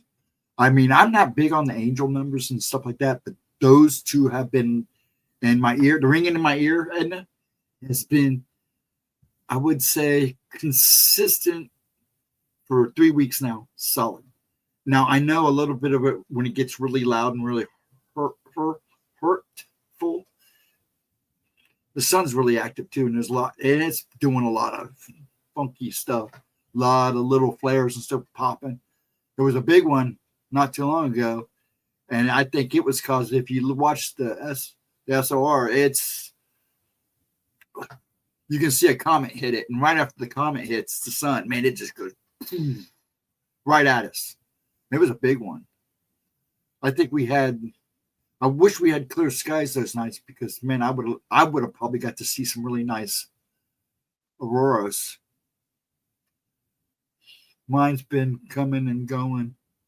Now, mine's been consistent. I mean, it's like almost like somebody yelling in my ear. But it's been real. I mean, there's been, and it's all starting to catch. I'm starting to notice it really now. But right before I went to bed, a video popped up, an upload. Somebody did an upload. It was like an answer to all my questions. It's like, now this is just too weird for him to bring up the subject when I'm still thinking about it. So I watched it, and I think right before I met, it just added to it. So I'm trying not to overthink anything. I'm just going to go. I'm aware of it now. In my case, and the way I look at life, I put my hands in the hands of the Lord a long time ago, and whatever happens, I'm ready for it. Oh my God, I've had ocular auroras too. Yeah, I mean, it's been wild lately. It's nuts. And everything's real active. And like I said, there's been a lot of comet sightings lately. We also went through the last few nights. I think it's still going. You got the meteor shower going over to the west of us. That's west. I mean, east of us, north and southeast. They go from north to southeast on the east. No headache. Like a migraine, just there. Yeah. Now, I haven't had any headaches, just the ringing in my ear. Now, my neck's been bothering me, but I think that's because I'm doing this. I've been sleeping on my back, and I'd wake up, and I could tell I've been shaking my head because it actually shifts my bed rib back and forth. But I'm surprised I don't wake these guys up. I'm really surprised. But no, my ears are, especially my right ear, because a lot of the ring comes into my right ear. But both ears are just like holy crap. Migraines in my house, really bad, stomach flu. Oh man, bummers. Yeah, I used to get migraines when I was a kid. I mean, really bad ones. I actually, when I became a teen, when I started getting my teen years, I attributed it to the things I was seeing. But I would have migraines so bad, I'd have to come in my room. Mom would put me in my room, turn off all lights, make that room totally dark, and I would just lay there and rock. She would actually tell nobody to bother me. I grew out of them. I still get them every so often, but not as bad as they were then. I'm missing a lot. I'm only catching every few words, guys. Sorry. All right. Well, that's all right. Like I said, I'm probably going to call it at midnight. I've been keeping about 2 hours. And I do plan on going back to midnights. I'm going to probably wait. And like I said, Gemma's making some changes. So hopefully there'll be a load up. But I know she's planning on making some changes and trying to kick things up a notch. So we'll see. But as for right now, we will be here Friday. And I will be here Saturday night, 10 o'clock, give or take, depending on what goes on. Saturday. Oh, excuse me. I play these nights by ears because sometimes I get busy and I don't get time to set up streams. So that's why you might see it at 11. If I can't get on by 11, I probably won't stream. But I do plan on going back to my midnight streams. Actually, I was thinking about, we do Gemma's oracles on Friday nights. I know a lot of you guys, that some people have conveyed that, hey, maybe save one of your late nights for after oracles and come back on at midnight or something. I might think about that. But it's hard to do the midnights anyways during the week. And with my doctor's still giving me hassles about a few things. So, but I do want to go back to midnights. If I go back to midnight, it will definitely be for Gemma's replay on the weekend. Then I was thinking, depending on what she wants to do, because we're bringing back Tuesday Talk, like I said, on the 29th. As far as I know, everything's a go. And then she's thinking about doing another live stream and changing it up a little bit, and maybe having some fun live streams and stuff. So we'll have to see. We're working on it, trying to get the motions going. But we love talking about the paranormal too. So, and I just decided the other day that I tell stories here and we get talking about it, but we also end up changing subjects so much that we're just going to make Wednesday night spooky time chat. And if we get talking about paranormal and the crazy stuff going on in the world, fine. I have a question. And for the folks who are watching, if you will answer, how many of you have had an experience that you would consider paranormal? Just give a 1 for a yes and a 2 for a no, or just say yes or no. I don't need, if you want to talk about it, that's fine. Maybe we'll do that later. But I'm trying to get a grip. Like I'm trying to distinguish how many people see Bigfoot or other things like that. 1. I'm sure Vixen Doe you've had. Yep, that was her. And I know you have. Yep, I know you have. I think Latro has too. And that includes Bigfoot, UFO sightings, everything. AK, you have too? I figured you had. I had a feeling you had.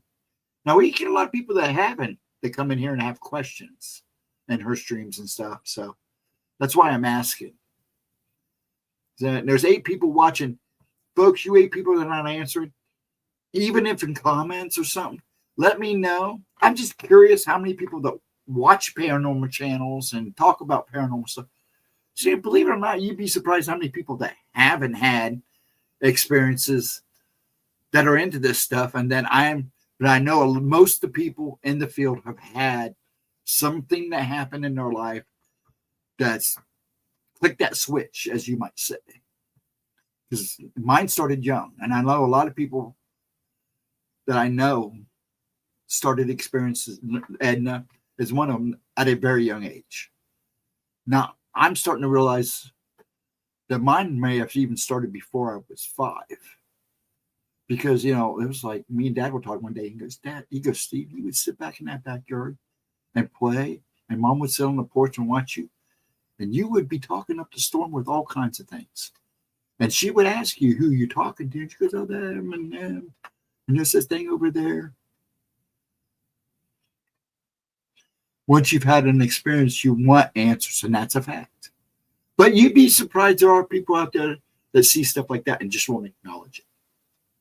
It's amazing how many stories are out there that we don't know about because they don't want to acknowledge it, because they don't want to accept it. It's not that they don't want to accept it. I don't think they understood it.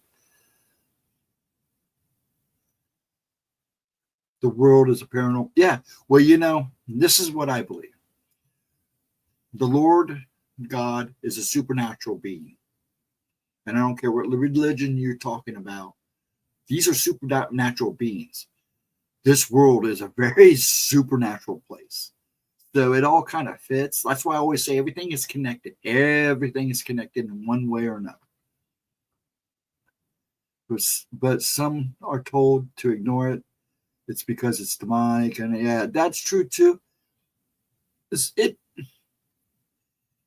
Now, see, that's where you grow up.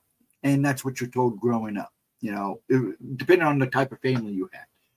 My family understood these things, but they didn't like to acknowledge it.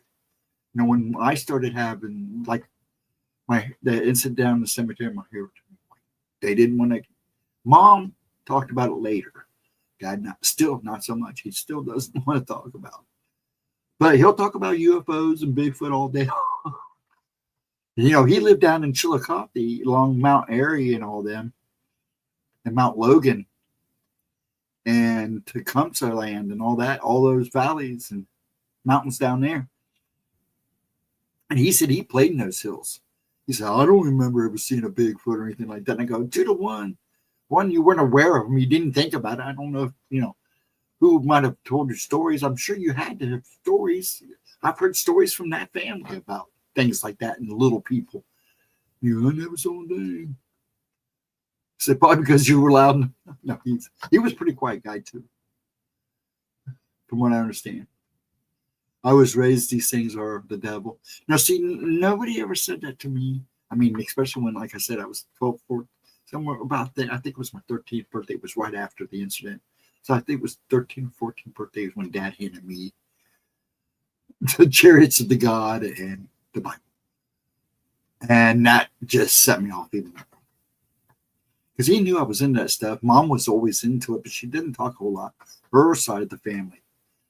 They're country folk. I mean, they're Appalachian folk. When we were around, my own grandpa, great-grandpa Griffey, I don't remember much of him, but he had the best little people stories I've ever heard. I mean, he talked about how they would do things and play songs to get them to come out and not to get too close to them. And, leave them tobacco and whiskey, and beer and stuff like that, gifts. And it was like, dang. And then I met Gemma. I talked about stuff with Sean G on Chasing the Truth on the phone. But when I met Gemma, he connected a lot of the Fae stuff that I was hearing to the Fae. It was like, well, thank you, lady. But yeah, I'm always curious when I'm in a group of people. I do ask. And so it cracks me. People crack up. Now, how many people have had a paranormal experience? And I mean, it could be anything. I was shocked to find out, like, some of them were like hesitant, but go, yeah. Oh, and I tried to get them to talk, and they went, I don't want to talk. So we went out drinking a few months back, and I don't drink when I'm with them because I'm kind of the designated driver. I do have one once in a while. A while back, I did a couple of weeks ago. I did get a little toasty the one night I took off. And anyways, I'd asked the question. I was with a couple buddies I hadn't seen them for a while, and they were never solid believers, even when they were hanging with me. They just didn't believe. And I told my daughter the same thing. An extent, because they are too young to know where the line is between satanic versus the higher energy stuff. That's true. And I had said something to Bill, and he goes, dude, I think the weirdest experience I ever had, and I know it was paranormal. Me and the wife were sitting in the living room, and I told her, I go, who's talking? And they got real quiet, and they could hear his wife's voice coming from the kitchen, and it was saying, come here, I need you. Bill, come here, I need you. And when he told, it was like all these other stories that I'd heard recently was like, wow, Dad. I looked at him and go, yeah, that's pretty creepy, dude. I said, you could have been dealing with a number of things. He said it lasted like 3 nights. It did it like 3 nights. He said one night she wasn't home. The last night she wasn't home. And she could hear it on the other side of the front door. And I said, you didn't open that door, did you? And he goes, no. He said, I told it to go away. It never came. We never heard it again. I said, that's good. He's a truck driver too. Like Lotus's. Now I got to catch up on chat. I was running my mouth. I try to logically explain stuff away. Yeah, most people do. I still do. I always try, and I try to be a skeptic as much as I possibly can, because sometimes you can explain, you can honestly say, well, I can't say for sure. And now, oh my God, Gus, my 2-year-old younger kids hear me yell for them. Oh yeah, it happens. And it's happening more and more. I'm seeing a lot more videos like that too. It is. Demonizing, no demonizing. Wait, what did I lose? I was raised in a Baptist, left when I was 14. I followed the teaching of Jesus, but he didn't preach religion, and the Celtic Christian church just accepts everything as being a natural world, which I understand. I mean, I don't knock anybody's faith.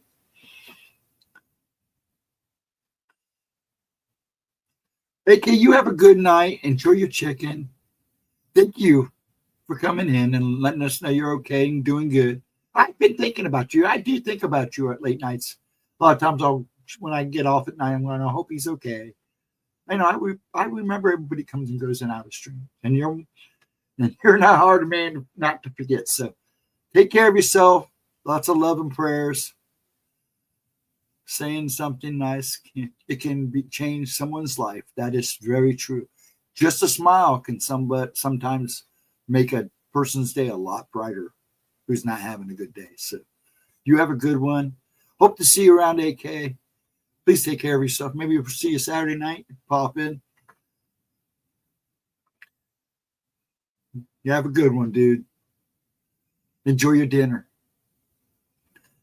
I always heard that it sounds like a radio talk show with 2 guys talking at night. I just can't pinpoint what's happening and being said. I've had that happen a number of times. The creepiest thing I've ever had was I was in the hospital one night a while back ago. Actually, it was when they were doing all throat surgery. And somebody kept saying, Stephen. And I would literally climb out of bed and piss the nurses off because I'd have to call them back to help me get all hooked back up and stuff. And I'd go looking for it, and I could hear it as plain as day. I'd even go look in other rooms and say, excuse me for bothering. Did you say Steve? No. I did for like one night for almost 2 hours. It drove me nuts, but I could hear it plain as day. Stephen. And then I think the last time I heard it was Stephen. Just stay put. So I did. But it was weird. Yeah, Methodist Church. I'm a Presbyterian. I was raised Presbyterian. On the teachings, but I'm just a good old Presbyterian. My youngest describes the same thing. Is that, like I said, and these you people are bright people. So, and Edna especially, your whole family is lit up like light bulbs. So that would not surprise me. Just you teach them young. Be careful what you answer to. You shouldn't answer to any of it like you would say, Edna. You don't go chasing the whistle in the dark and you don't whistle back. Methodist is just a calmer Baptist. Yes, it is. Yes, it is. I know.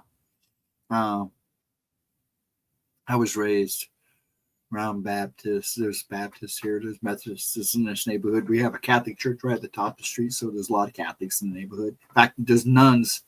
No, not nuns, but there's a bunch of sisters live in a house around the corner from me. They've had that house. The church has owned that house forever. A bunch of sweetest ladies you ever meet. Always got the rulers in her hand. No, just kidding. I got caught making out in front of one of their houses. The only reason I found out that's where they lived, was in high school. I was dating a girl, not a very physical guy, but we got to kissing and we kind of pulled off of the side street down the streets. We got to kissing and stuff. Next thing we hear this tap, tap, tap. So young people are a little too young to be doing that. I mean, you need to go home now. And they're like, okay, ma'am, yes, we're leaving right now, ma'am. And I took her home.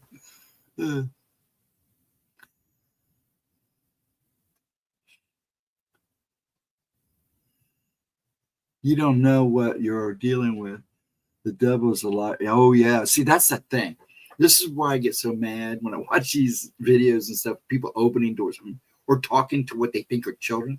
First of all, and this shows too, they think they're talking to a specific person.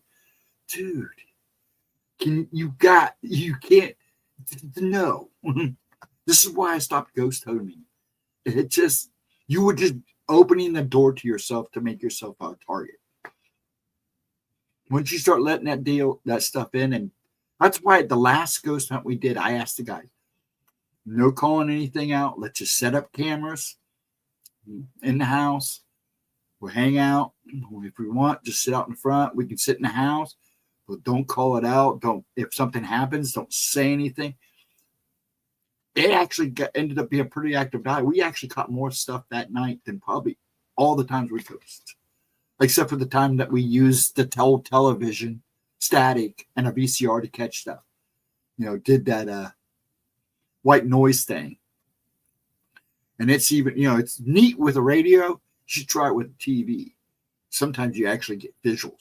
And I'm still trying to find Jerry and them who have those tapes. One of those guys that got the tapes.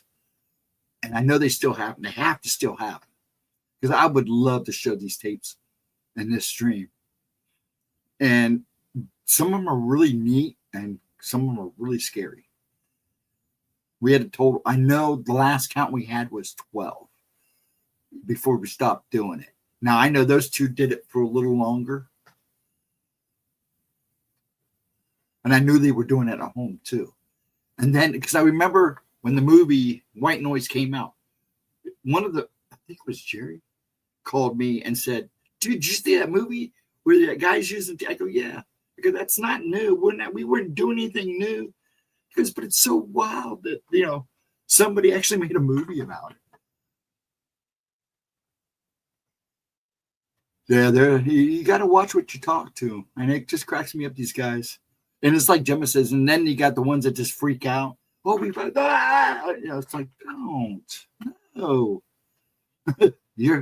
Now they know you're scared, so you're feeding it even more. Yeah, you don't play with that stuff.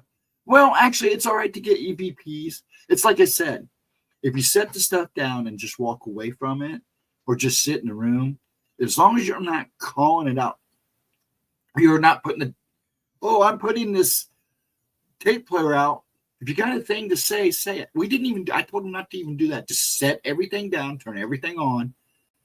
Don't say a word, and let's just sit down and hang out.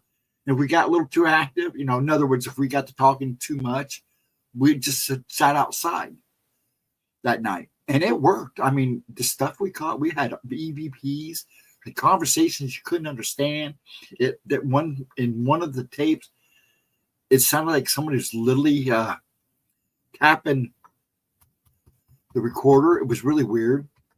You could hear the mic move because we found one of the recorders, because back then it was cassette quarters with a mic. So we found the mic, the quarter was on, but the mic was on the other side of the floor that had been ripped out.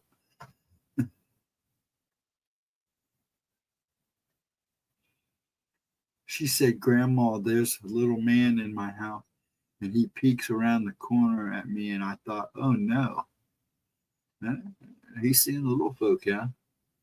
How old is he again?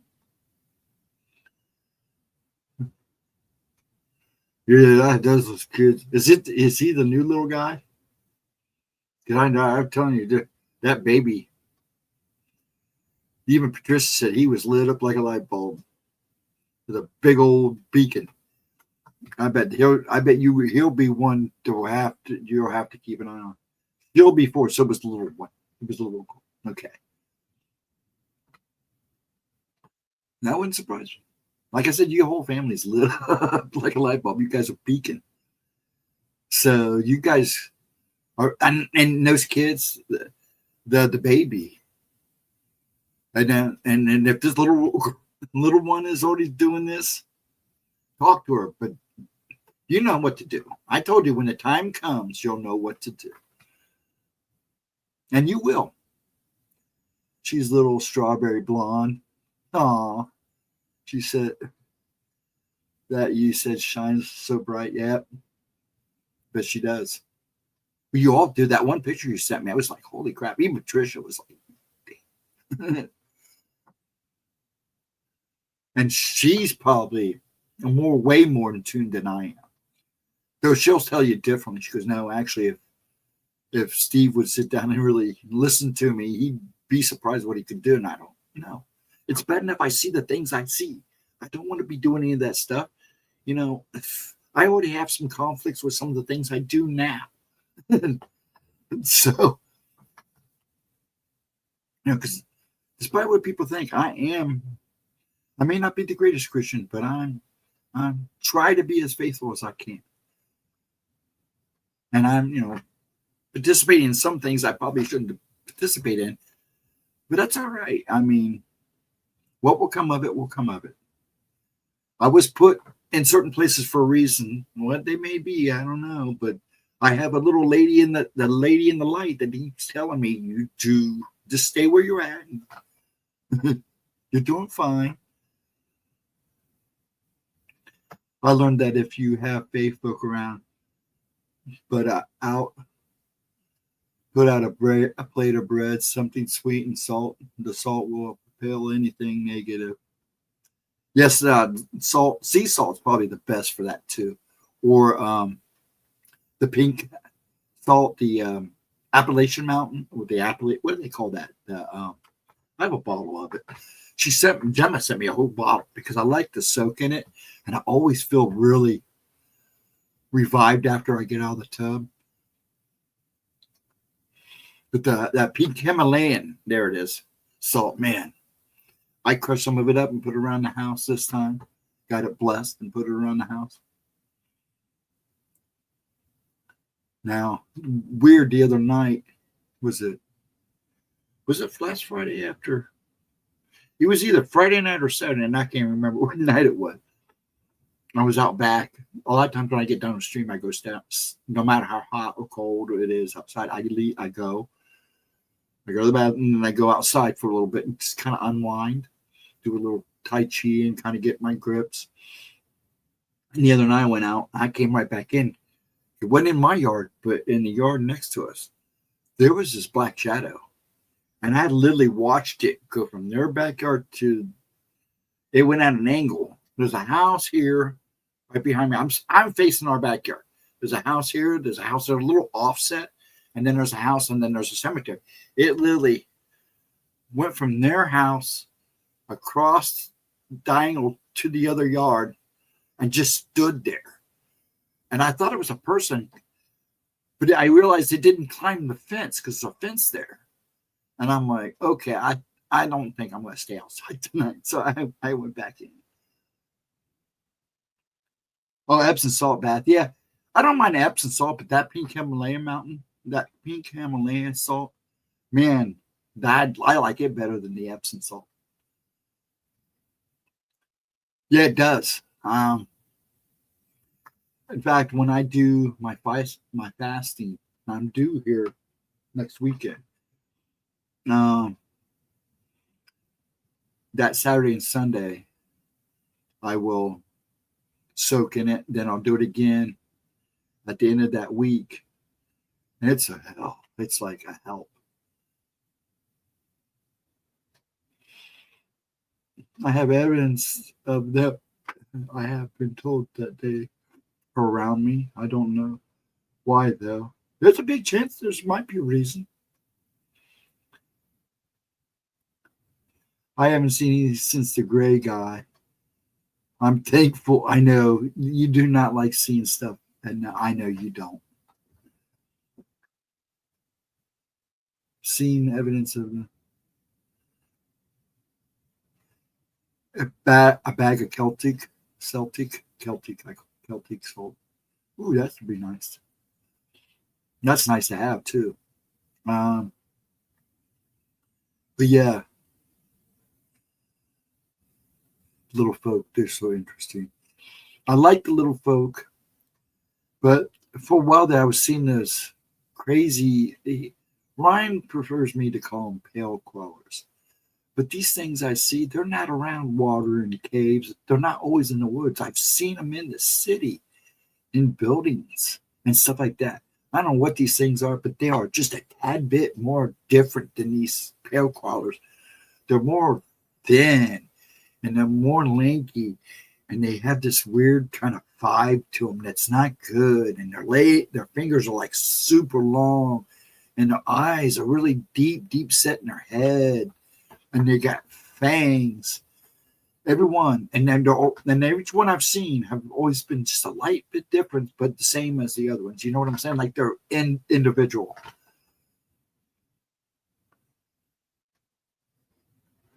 I think I sense it's something made me look out the window. Yeah, you probably that little third instinct of ours, of most people, fourth instinct, what do you want to call it?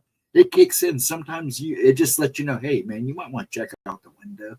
I wouldn't be surprised. That's what happened. That's what's happened to me in a lot of cases. All of a sudden, just get something. I get this feeling I should look a certain way, or look at something a little more closely. It's that instinct that kicks in. Who says, hey man, you check that out. And that's what happened with you. I'm glad you saw it, because you're another one just confirms of what I've been seeing, because now it's been 5 people that I know personally that have seen these things. 5 now. Because I had somebody tell me a story the other day, call and tell me a friend. Say, man, I keep seeing this gray hooded figure. It's like I'm smoking. I go, no way. He goes, yeah, I've seen him twice now at my parents' house. He's over at the neighbor's. When I go to my parents, he's hanging out at the neighbor's house. You know what that means? And I go, I wish I did. He goes, I saw it, but I said, did it look at you or tilt your head? And he goes, no, it was just standing on their front porch. I don't think I was supposed to see it, but it didn't look at me. It just kept standing there.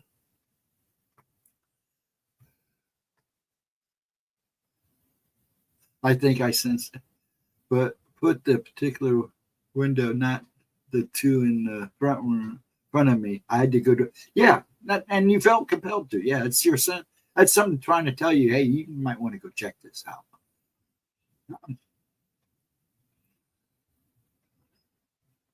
Yeah, and I do too, because like I said, his call freaked me out, because he has been with me when I'm saying dude, that person's got something with him. And I can see it talking to him in his ears.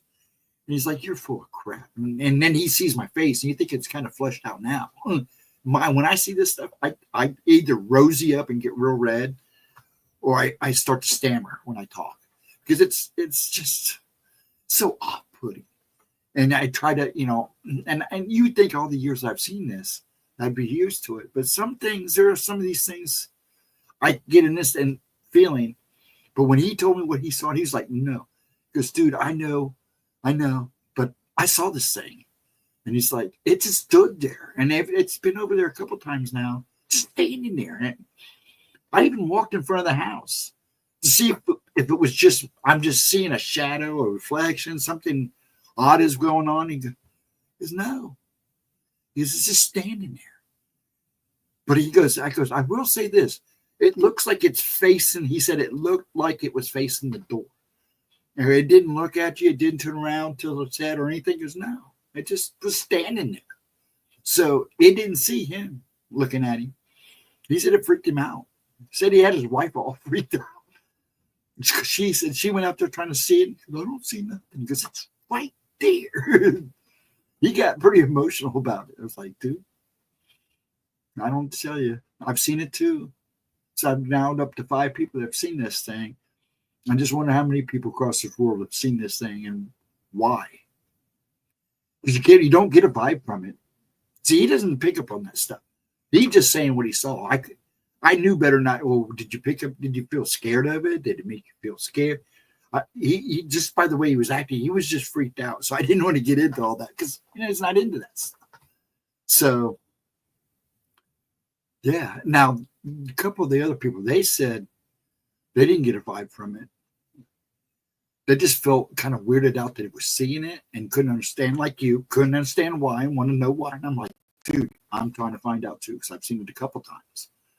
And I told him, the last guy told me, I said, dude, I was in the hospital. When I was in the hospital not too long ago, there was a black one literally standing over me, looking down at me. I thought I was looking at the Grim Reaper, but apparently that's not what it was. I didn't get no vibes from it.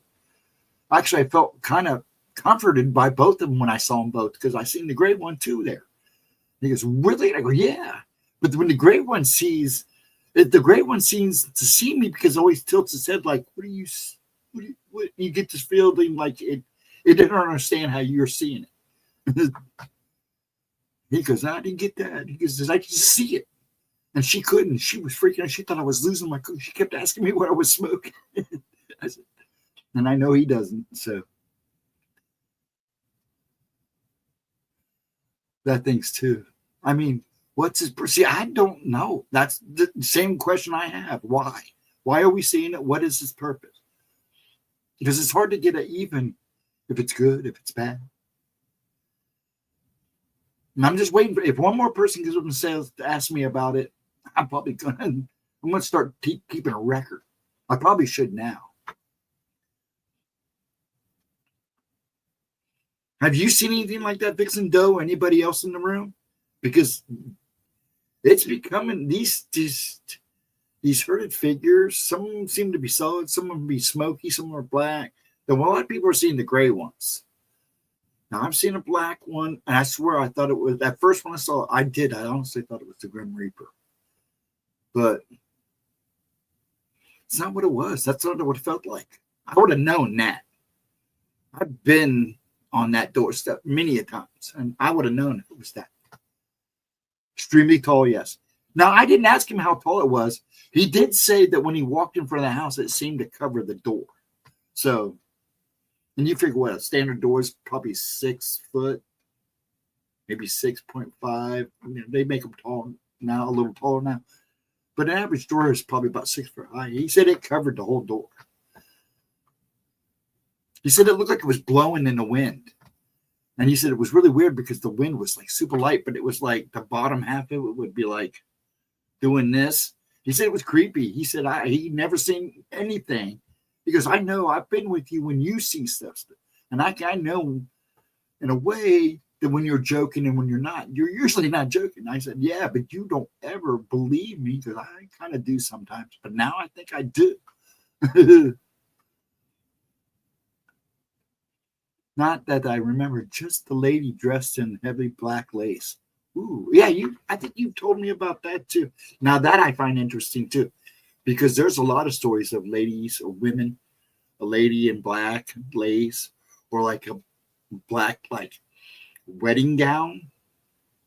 I've heard a couple stories like that. I had an older woman years ago tell me that she would get visits. Well, she doesn't know if they were visit, but this lady, and she would never say if it was ghostly or if it was a real person.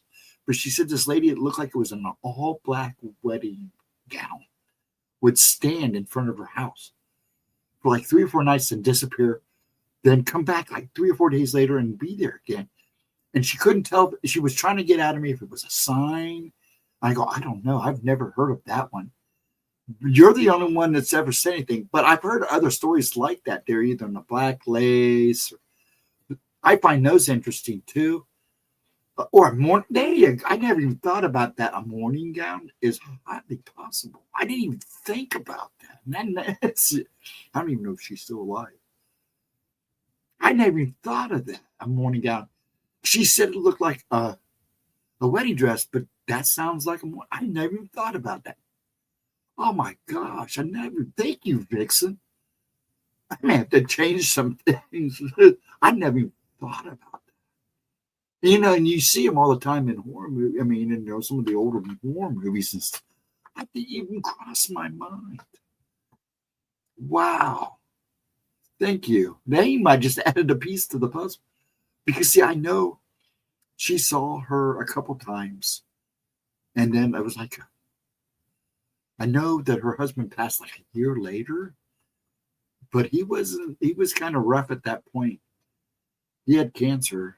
He was a soldier back in at the end of World War II. He served at the end of World War II. And a couple other things. He was a heavy, heavy smoker. So yeah, that makes sense more to me now than ever. I never even thought about that. Wow. That would be around the Civil War era. But no, I know there are people in Italy, they still wear them. Some of the Yugoslavian and Russia countries still wear morning gowns. You'll see them in Louisiana. They're still worn as morning gowns. So, yeah. I mean, it's not as a big item today as it was back then, but there's still a lot of traditional folk in other countries that still wear and do that. Heck, in some country, if you don't have nobody that mourns for you, the funeral home hires these women that come in with their morning gowns, and they'll come in and mourn for you.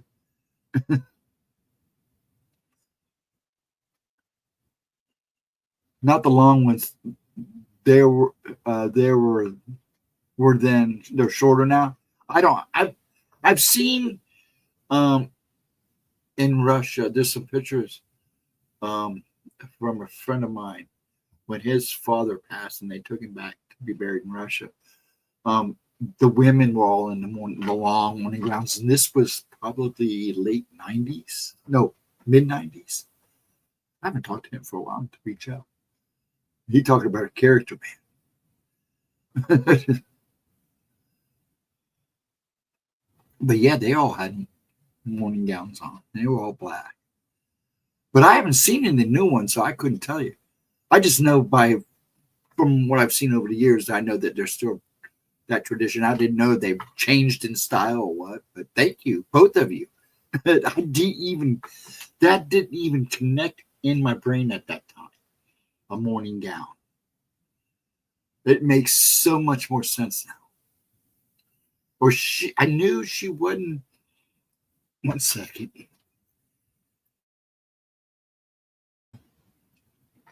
She didn't. She believed in spirits, but I wouldn't say heavily into that.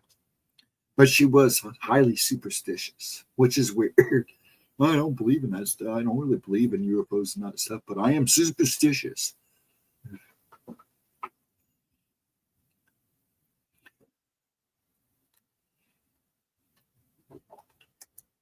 Sorry for the heavy gulping. Like I said, I think I've been working my butt off. Sometimes it catches up with me. A lot of talking on the phone, too, about getting stuff. I'm just thinking of the style. It would look like a wedding dress. She said it looked like a all black wedding dress, and she had never seen anything like it. So I know that means that she, in her lifetime, had never been exposed to a morning gown. And like I said, it didn't even click in my head when she told me about it. It didn't even click that could be what it was. And it kind of makes sense to some of the events that kind of went on with her life afterwards. The black wedding dress. That's what she said. It looked like a black wedding dress. And that's how she described it. She didn't call it a morning. And she was up in her years. You would think she would have known about a morning gown. But she called it a black wedding dress.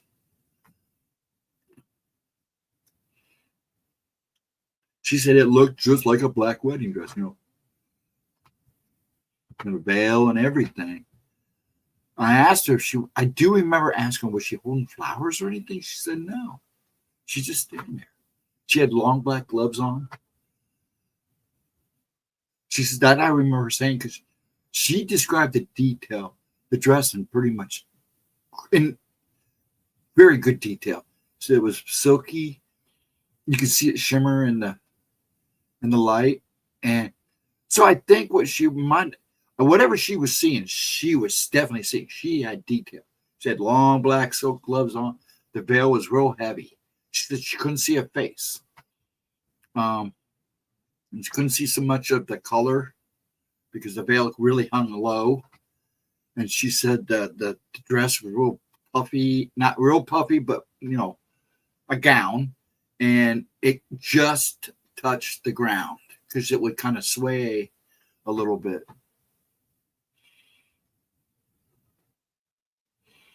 This entity had a veil exactly like Ghosty.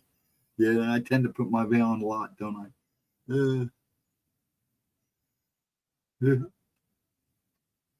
Yeah, ask Edna. One day she'll look into my eyes. She might go, I'm not talking to you. No, she probably wouldn't say that. She might go, oh my God. Hey, Riley, how you doing, sir? I hope you're good. I'm just chatting. I was going to call it here a little bit ago, but we're just talking, so I'm going to go a little bit longer. I hope you're well. Yeah, I usually try to make them 2 hours. I'll probably get yelled at. You were up too late. You need to start chilling at midnight. You don't want your doctor yelling at you. Hope you're good, Riley. Happy Wednesday to you. Hope you've had a good week so far. Good to see you. Love the picture. I love everybody. Him and Jim. I tell you what. I get you guys confused sometimes because you really love your nature and stuff, and kind of remind me of each other. Except I think you're a little younger than Jim, and it's nice because I always got somebody gotten some really good stuff going on. So hey, how's the weather? Actually, here it's really nice. We got up to 82 today. When I get done here, I'll probably go check out the sky. I believe we're still in the middle of a meteor shower. I don't know which one it is. I always get them all confused. But it's going from north to, it'll be east. You have to look east, and it's going north south. So I might go out and see if I see anything. Neighborhood, a lot of the new people in the neighborhood, I don't know why they do. They're turning off their porch lights, and it kind of makes me nervous because for a while there, we have what we call the. So well, anyways, we have an area not too far from us, and they come in and they break into cars and take change and stuff. We found out one time it was actually the people that were delivering newspapers, because they actually stole all my son's baseball equipment. And then he turned around and found it all at the top of the street in the alley. Like the cops, the police officers, the cops, whatever you want to call them, They go down to the cemetery a lot during the nights, kind of keep an eye on the cemetery because it's not gated. So you can just walk down there in the middle of the night. So they go down and make sure nothing crazy is going on. So I'm thinking they may have come out of the cemetery and freaked them out and they ran. And we were finding other people's stuff all over the place. It was in the 40s. Wow. Actually, I wouldn't have minded that because to me, it was a little too hot too soon. We're supposed to be like 87 tomorrow. So it'll be toasty here. In fact, it may break a record. I mean, that sun today was hot. We were outside, and I've been in and out all day. I'd come in soaked. I was like, man, this is just too early. But the flowers are starting to pop here. For a while, I was worried that they were popping too soon. Me and Edna both were worried that, oh gosh, our flowers are going to croak before we even get a summer going. Mine are looking good. They come back real strong. We had a couple good little frosts. They hung in there. My irises, those irises are strong. I have a dad in front of his window in the front of the house. That thing just fills up with irises. The only problem is when they die, it's nothing but green leaves for a while, which is kind of a bummer. But man, when they pop, man, and lately for a while they were just all purple. Now we're getting pinks and yellows. Had to water everything. Yeah, that's the thing. That's what we were talking about earlier. We've gotten rain, but not enough to really do much. I mean, it's comfortable here in the ground. You know what I'm saying? Moisture-wise, the ground seems good and saturated. And I think here in Central Ohio, we're a little bit out of the drought. But Southern Ohio and Southern East Ohio, they were in heavy drought. I know you guys have had up north and the Northeast, and it's really unusual for you guys to have really bad drought times. I think this has been, from what I'm seeing record-wise, this is probably the most I've seen in drought East Coast. I think they got it. I meant to ask her because she was smelling it one night during the stream, and she said she could smell it. And when I was talking to her, she goes, smells like smoke. We have a fire close. And she hasn't brought it up, and I haven't heard any more about it. I knew there was, but I didn't hear any more about it. So it must have gone out. They got it out. I'll have to look into that. I kind of forgot about that because she hasn't brought it back out. I will tell you this. Those fires out west of us, way out west, and all the ones down south, we had one of the bad storms we had a few weeks ago. I mean, it poured. And most of that really, really bad storms have either been just north of us, because you got to remember, I live in Central Ohio, literally in the central of Ohio. And all the storms have been either going north of us or south of us. The last batch that went through south of us were some rough storms and some gusty winds. I'm surprised there wasn't even tornadoes. I was shocked. But we've been, other than getting like these heavy downpours, we had downpour just one night. And we all got up, and there was this soot, this gray soot over everybody's car. You could see the lines to the car wash were packed. I mean, they actually done the one car wash down the street. They had to have a cop staying out in the middle of the street to direct traffic. It was just, I'd never seen anything like it. And then we all started realizing that's from the fires. That was ash carried in the clouds. You don't realize how high that stuff goes. And it just all rained on us. And it rained it all on us. Yeah, I saw it online today online.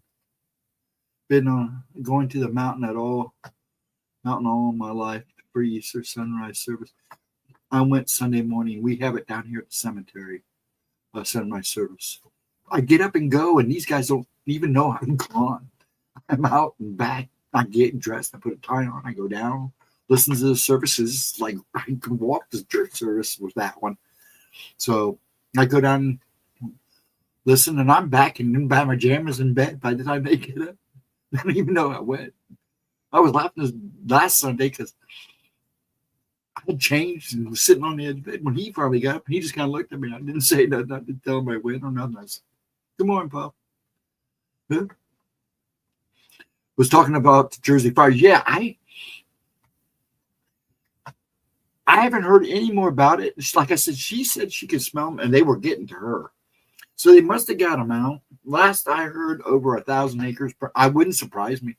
10% of it was under control. When was the last time you heard that? Because I hadn't heard anything here about that since you brought it up. What, a couple of weeks ago? A few weeks ago? A couple of weeks ago.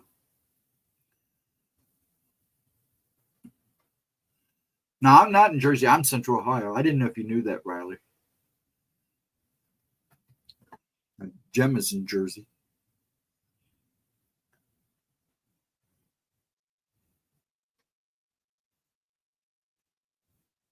Yeah, but here in Ohio, man, it's been nice. And we're supposed to be records today. Now, it's happening now. Oh, I'm going to go check it out. Yeah, I've heard nothing about it. And my dad, believe me, he has the news on probably from time he gets up to about maybe about 10. And then he kind of plays around and fiddles around the house. And then it comes back on about 4:30, 5 o'clock, and is on to about 7 or till his wrestling comes on. Or he finds a show that he likes.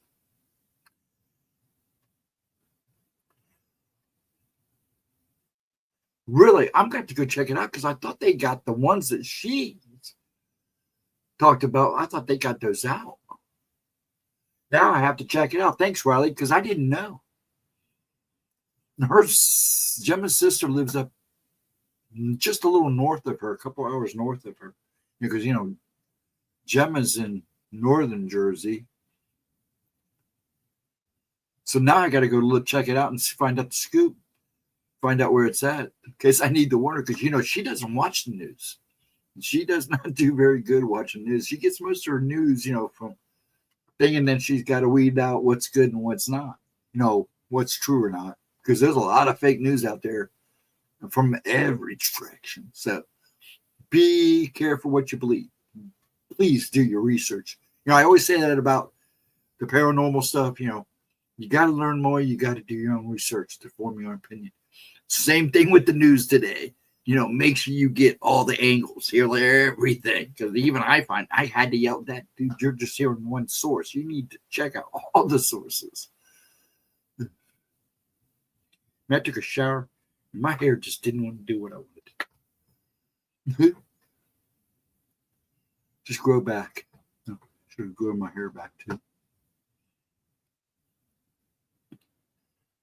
But yeah, I didn't know that it, unless they didn't get them out, or this is a whole new set of fires. I wonder if the drones did it. Since they had all the drones over there in Jersey, now they're dealing with fires. Think about that. Jersey's been a hot place lately. They've had a lot of UFO sightings off those shores too. So around Atlantic City and stuff, all along that coast, all along that East Coast, actually, has been really active. I think a lot of the stuff that have been seen in Mexico, all along South America, have been on the eastern side of the country. And then you get these really weird ones on the other side. And then what goes on? Oh, South America. You want a paranormal hot board? Go down and go check out their YouTube. Go check out South America, Brazil, all their YouTubes. It's just about every channel. There is something freaky going on there all the time.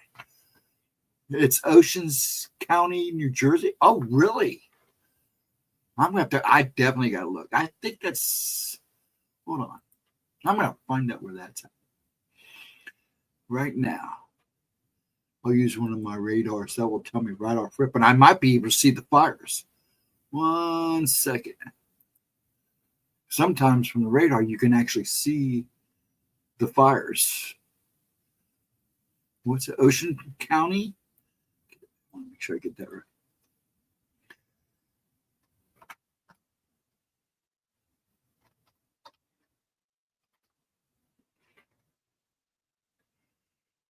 Okay. Pull it up.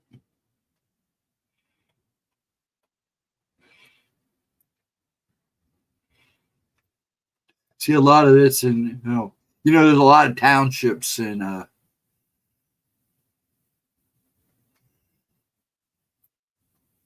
Ocean County.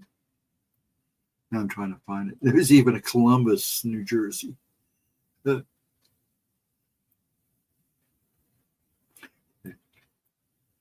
looking south first. Because okay, go to my next thing. Because I sometimes I like to look because I'm looking for fire smoke instead of looking for the actual county.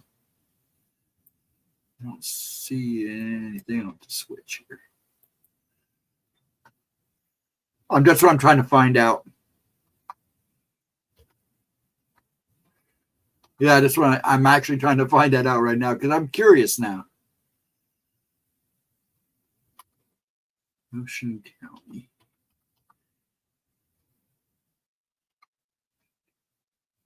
New Jersey.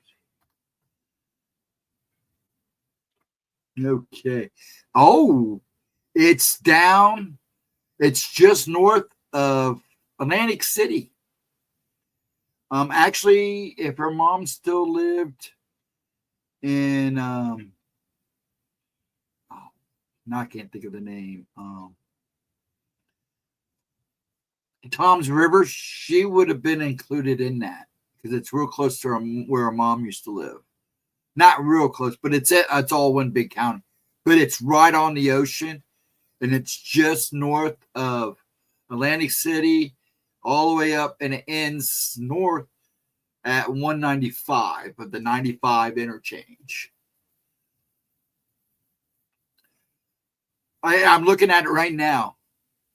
Actually, they look pretty rough. It's in the Pine Barrens on fire right now. Wow. Yeah, I'm reading the articles now. Well, she may have to hold off on going to the Pine Barrens.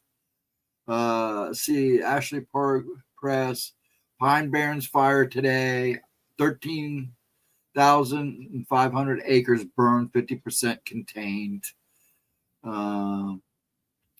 Smoke from New Jersey, wildfire blows toward New York. Lansing Township, New Jersey, business destroyed by Ocean County fires, completely gone. Live update. Wow. That's insane. I thought they had those under control. Get out of my way.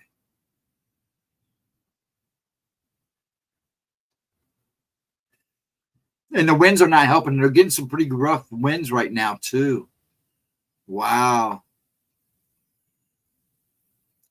But yeah, it looks like it's burning up the Pine Barrens and all that. Wow. Holy crap. I'm going to have to do some checking tomorrow. We need rain. Yeah, we do. Because I know the northern, I'm all glitchy again. Hold on. I do this every time I start looking into other stuff. Oh, don't do this to me right now. Thank you. There we go. Hopefully, don't start glitching. I can't wait. I'm getting an adapter that'll help with my Wi-Fi. Even though we upgraded, I still have some issues here and there. And I think a lot of it, too, is StreamYard has been having problems with streaming with YouTube. And they've been working on it. Anyways, now I'm going to have to look into that. Because that's the Pine Barrens. I mean, if the Jersey Devil might chase the Jersey Devil out of there, I don't think the people want the New Jersey Devil running around their neighborhoods. Right. They said 50% contained. So I don't know exactly how big the Pine Barrens are. I didn't look that up. But 13,500 acres is a lot of land. And they said 50% contained. But the wind's been blowing. I know they've been having gusty winds for the last couple days like we had. They're getting what we had here now. They seem to get it more than anybody up north. And then you guys, whatever it decides to do from there on. But yeah, I mean, and you're in New Hampshire, right, Edna? So you're down underneath her.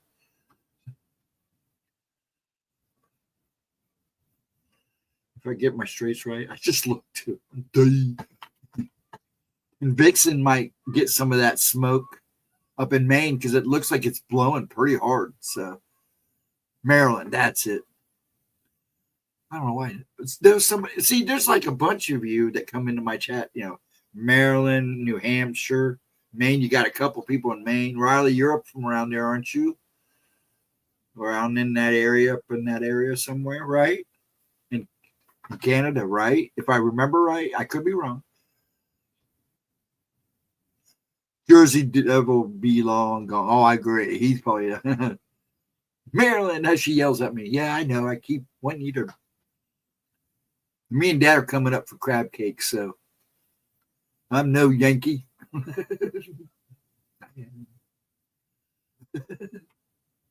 That's funny.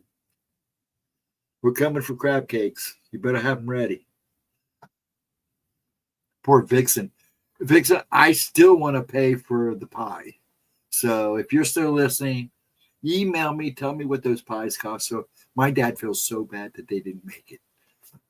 That you took the time to send those and they didn't make it. He was talking about it yesterday. So please. He's so upset because he felt so bad for you to take all that effort. But he loved the candy. You're just teasing me. I'm getting tired. You know I'm getting to that point, don't you? I'm a Yankee. I don't deny it. But I have a lot of Southern boy in me too. A lot of my family from that Appalachian Mountain down south. But then again, we also have a lot of Vikings, so we're a bunch of wanderers anyways. I don't care what anybody says about the Vikings. They wandered a lot. They didn't wander. They just like to go travel.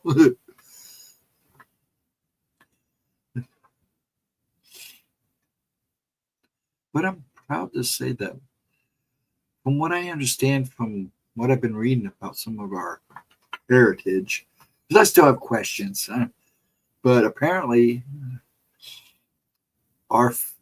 the clan we were from were one of the first clans to turn Christian. So I'm still learning more. So one day I'll have to sit there and really figure it all out. But I don't know how much to believe of that because your lineage, it takes a lot of work to find your lineage. It takes a lot of time. That's why they, set these like that one show on PBS where they talk about, famous people and they find out where they were really from and stuff. We're all a bunch of mutts. That's true.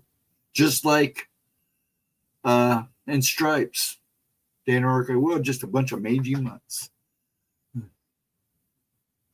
That's a movie I hadn't watched for a while. Stripes.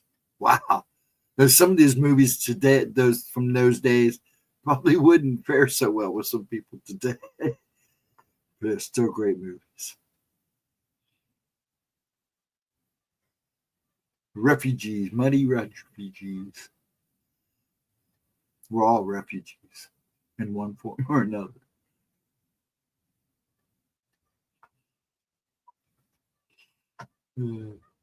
We are a bunch of mutts. I think about that all the time.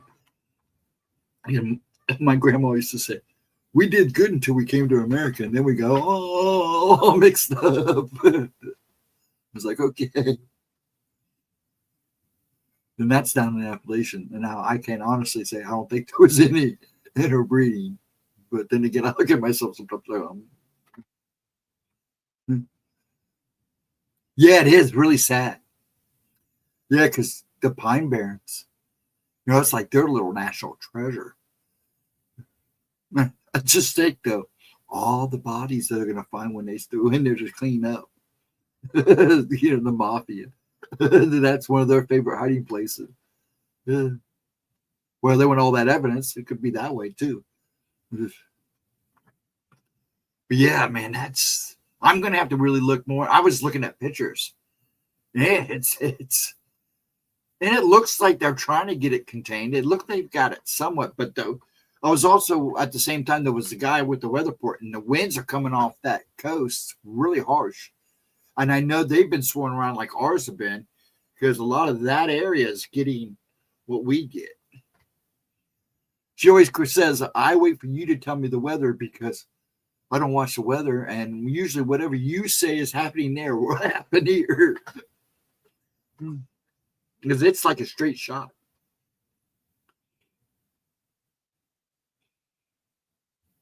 I think next time I go, I'm gonna take the back roads.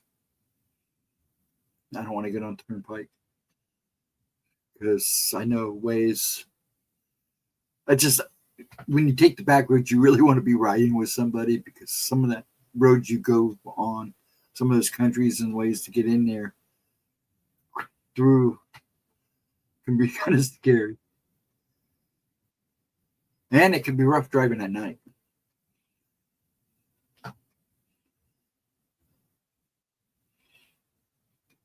I didn't mind Turnpike, but sometimes the Turnpike is scarier than the back roads.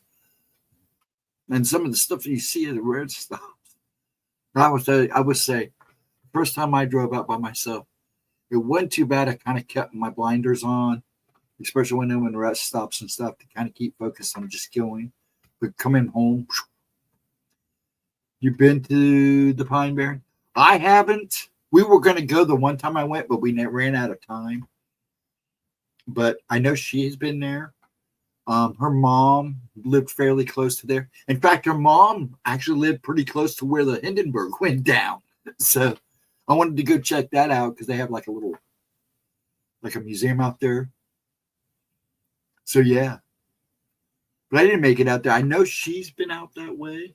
I think she's been there. I'll have to ask her. We'll have to ask her Friday. I'll ask her tomorrow. But I've never been there. The area is pretty big because if 13,500 acres have been burnt, and I know the Pine Barrens, I don't want to click it back up. The Pine Barrens is pretty big. I mean, you can get lost in them for a long time. It's very creepy too. There's not a lot, the Pine Barrens is called that because, pine's full of acid. There's not a whole lot of grass, not a whole lot of shrubbery. I mean, there's bushes and stuff, but it's the ground is so acidy. It doesn't grow a whole lot of grass. Certain flowers and plants won't grow there because of it. And there's wooded areas too. You go in, but yeah, if it's burning up that land, and that stuff is real dry pine, this time of year it's like just lighting a matchstick. So that makes me worried too. Yeah, because that could spread even faster. Any cryptid or weird happenings there apart from the nerd? They believe a lot of the place is haunted because the mafia's been known to use it as a graveyard. So they believe that. I've heard lots of stories about, mobs, ghostly looking mobster guys, missing arms, missing legs, walking around. There's some other cryptid. There are some other weird things. There are I've heard talk of, Fae there too. So and that's where you really have to bring Gemma in here because she knows that a lot better. It's like me talking about Ohio.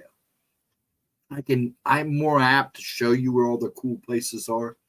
Now, Chris Jarvis, he knows Ohio pretty good too. One of my favorite places next to going to in Ohio. Now, Jersey's an interesting place. And when I was there over that one Christmas, and then when I went back for Parent Unity, I really wanted to go check the place out because where Parent Unity was not far off of Staten Island, and it was an older community. And I bet that place, the school we were in because they held it at a school, and that school gave me some weird vibes at times, and I'm betting that there's a few haunting goes on in that school. That's probably why they hold it there. But the town is really kind of old style. In fact, where she lives, it's that town's been a little settlement for a long time. You get that vibe. So yeah, I wouldn't be surprised if there's other things, especially in the Pine Barrens. That place is just creepy. You got the firework, the ammunition bunkers there too, which weird stuff always seems to happen around those. You know, the Jersey Devil's not the only thing that's seen around those. So, and I wonder if that's an area. I'm going to have to look to see if the ammunition barracks, they're like these big domes, and they used to hold gunpowder because they used to manufacture it there. I wonder if those are near the fire. Now, there's nothing in them anymore. They're empty. But I wonder how close it is to those. I'm going to have to look and get on a map and see where everything's at. Probably, I don't know if I'll do it before bed, but I'm definitely will check that out within the next 24 hours. That's for sure. I always get my coffee time in the morning. But knowing me, I'll probably one time be here in a little bit. I'll go check it out and see what the scoop is so I can let her know. Because I bet she doesn't know. She does not watch the news. You know, the only news she gets is what she sees here and there, what I tell her, and probably what Ray tells her or other people tells her. So she doesn't. She's like me. I have a hard time sometimes watching news. Sometimes from news people or people on television, I get weird vibes. And I actually seen and watched news, and they'll be interviewing a victim or something, or talking to somebody, and I see something standing behind them, and it's like, how come nobody's seeing this? It's right there on television in front of everybody. Sometimes it happens when I watch streams too, other people's streams.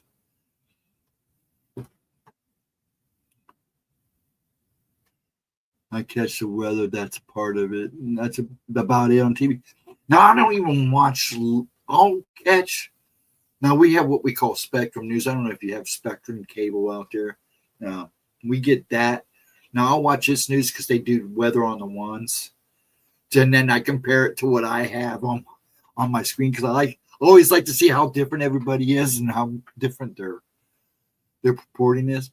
Most of the local stations here are pretty kept together. They seem to be pretty much in line. Very rarely is there discrepancy. And as for news here, I don't know why everybody picks on Ohio. It's pretty boring here, but there is a lot going on right now. So it's been an interesting time everywhere, even here in Ohio. News is what they want you to see exactly. But I stopped watching. I still watch it because it's always nice to see what everybody's take is, and I don't. I'm not a Fox News guy. I'm not a local news guy. I kind of spread it around to kind of see what everybody's talking about, how they're reacting. We all, everybody's different. All these channels, but it's pretty much the same. They only tell us what they want us to know. And even, it's like I give Dad a hard time, even Fox News is propaganda now, so you got to be careful. Everyone is biased. And that's the thing. They're making a big deal about independent news. And they're still biased too. But I think independent news right now is pretty much the way to go because they're probably the cleaner of the two, as long as they don't get too popular. Because there's a lot of people out there, a lot of self-made, I would say self-acclaimed journalists. They're actually doing a pretty good job in trying to let us know what's going on. But you still have to check and double check. You should always check. Always say, okay, is this guy saying this? What's this person saying?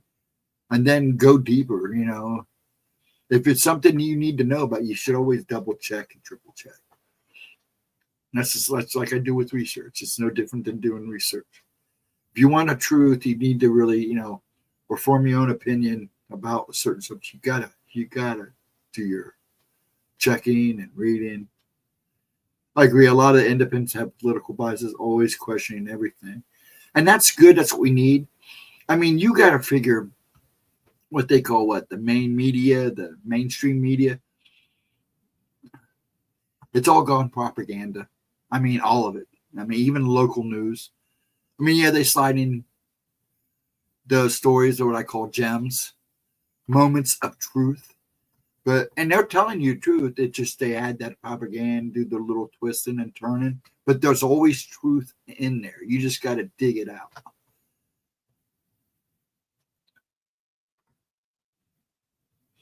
That's for sure.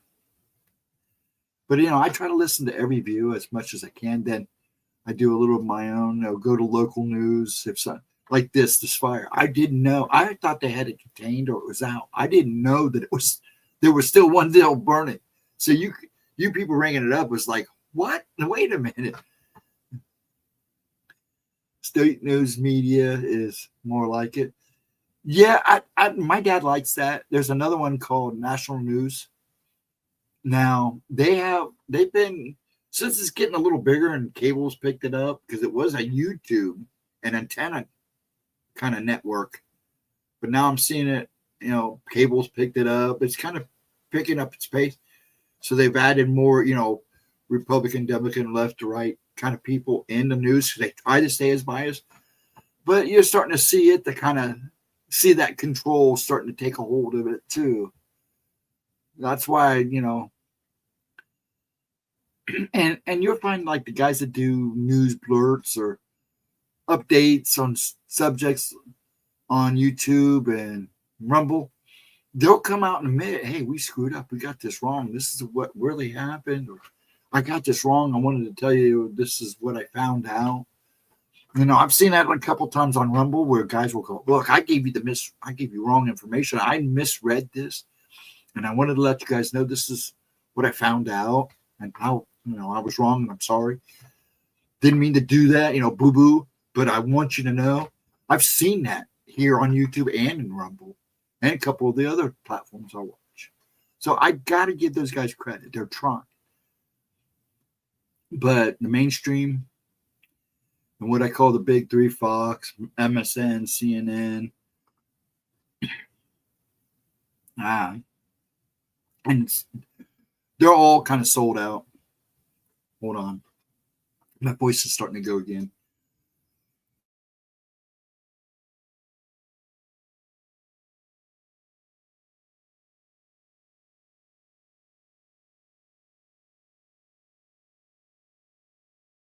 Sorry about that. Thank you, folks. I have this ground news app. Oh, where it shows you all the. I've seen that app. It's a good app. Gives you a chart of what left. Or yeah, actually, I've seen that. You like that app? Is it good? Do you really? Oh, it's a very good app. I'm reading. I'm answering my own questions. Yeah, I thought about getting that because it looked pretty cool because it kind of fills in everybody's view, and I thought that was a really good idea. So, yeah, I'll have to check that app out. I had a friend that's got it. He likes it a lot, too. I think my brother said he was going to get it when he was here from Tennessee last week. So, maybe I'll check it out because it looked like a really cool idea. It's a great idea. What time we got here, folks? My throat. Oh, it's 12:43. I'm going to call it a night. I hate to do that because I'm actually enjoying myself, but my nose is starting to go, and I'm afraid I'm going to start stuttering on you guys because I'm getting that twinkle in my throat. Folks, have a wonderful night.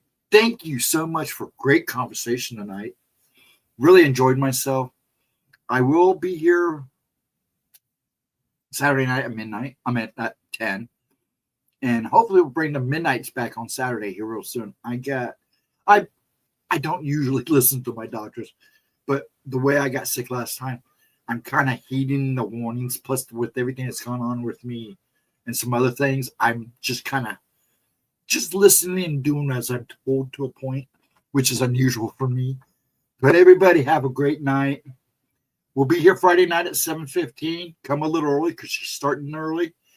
And have a wonderful Thursday, and I hope I see you guys on Friday night. Thank you all. Riley, Edna, Vixen, Andrew for stopping in, Smoochie for stopping in, Bat Mom, all the people who have been watching in the background. Thanks for hanging out with me. Have a wonderful night. And yes, if Moggs and Stevie B would see this, they'd say, he takes forever to say goodnight. So I'm going to make it quick. Have a wonderful one, folks. Much love to you all, and I'll see you guys on the flip side of Friday as I jitter the bug out. Good night, folks.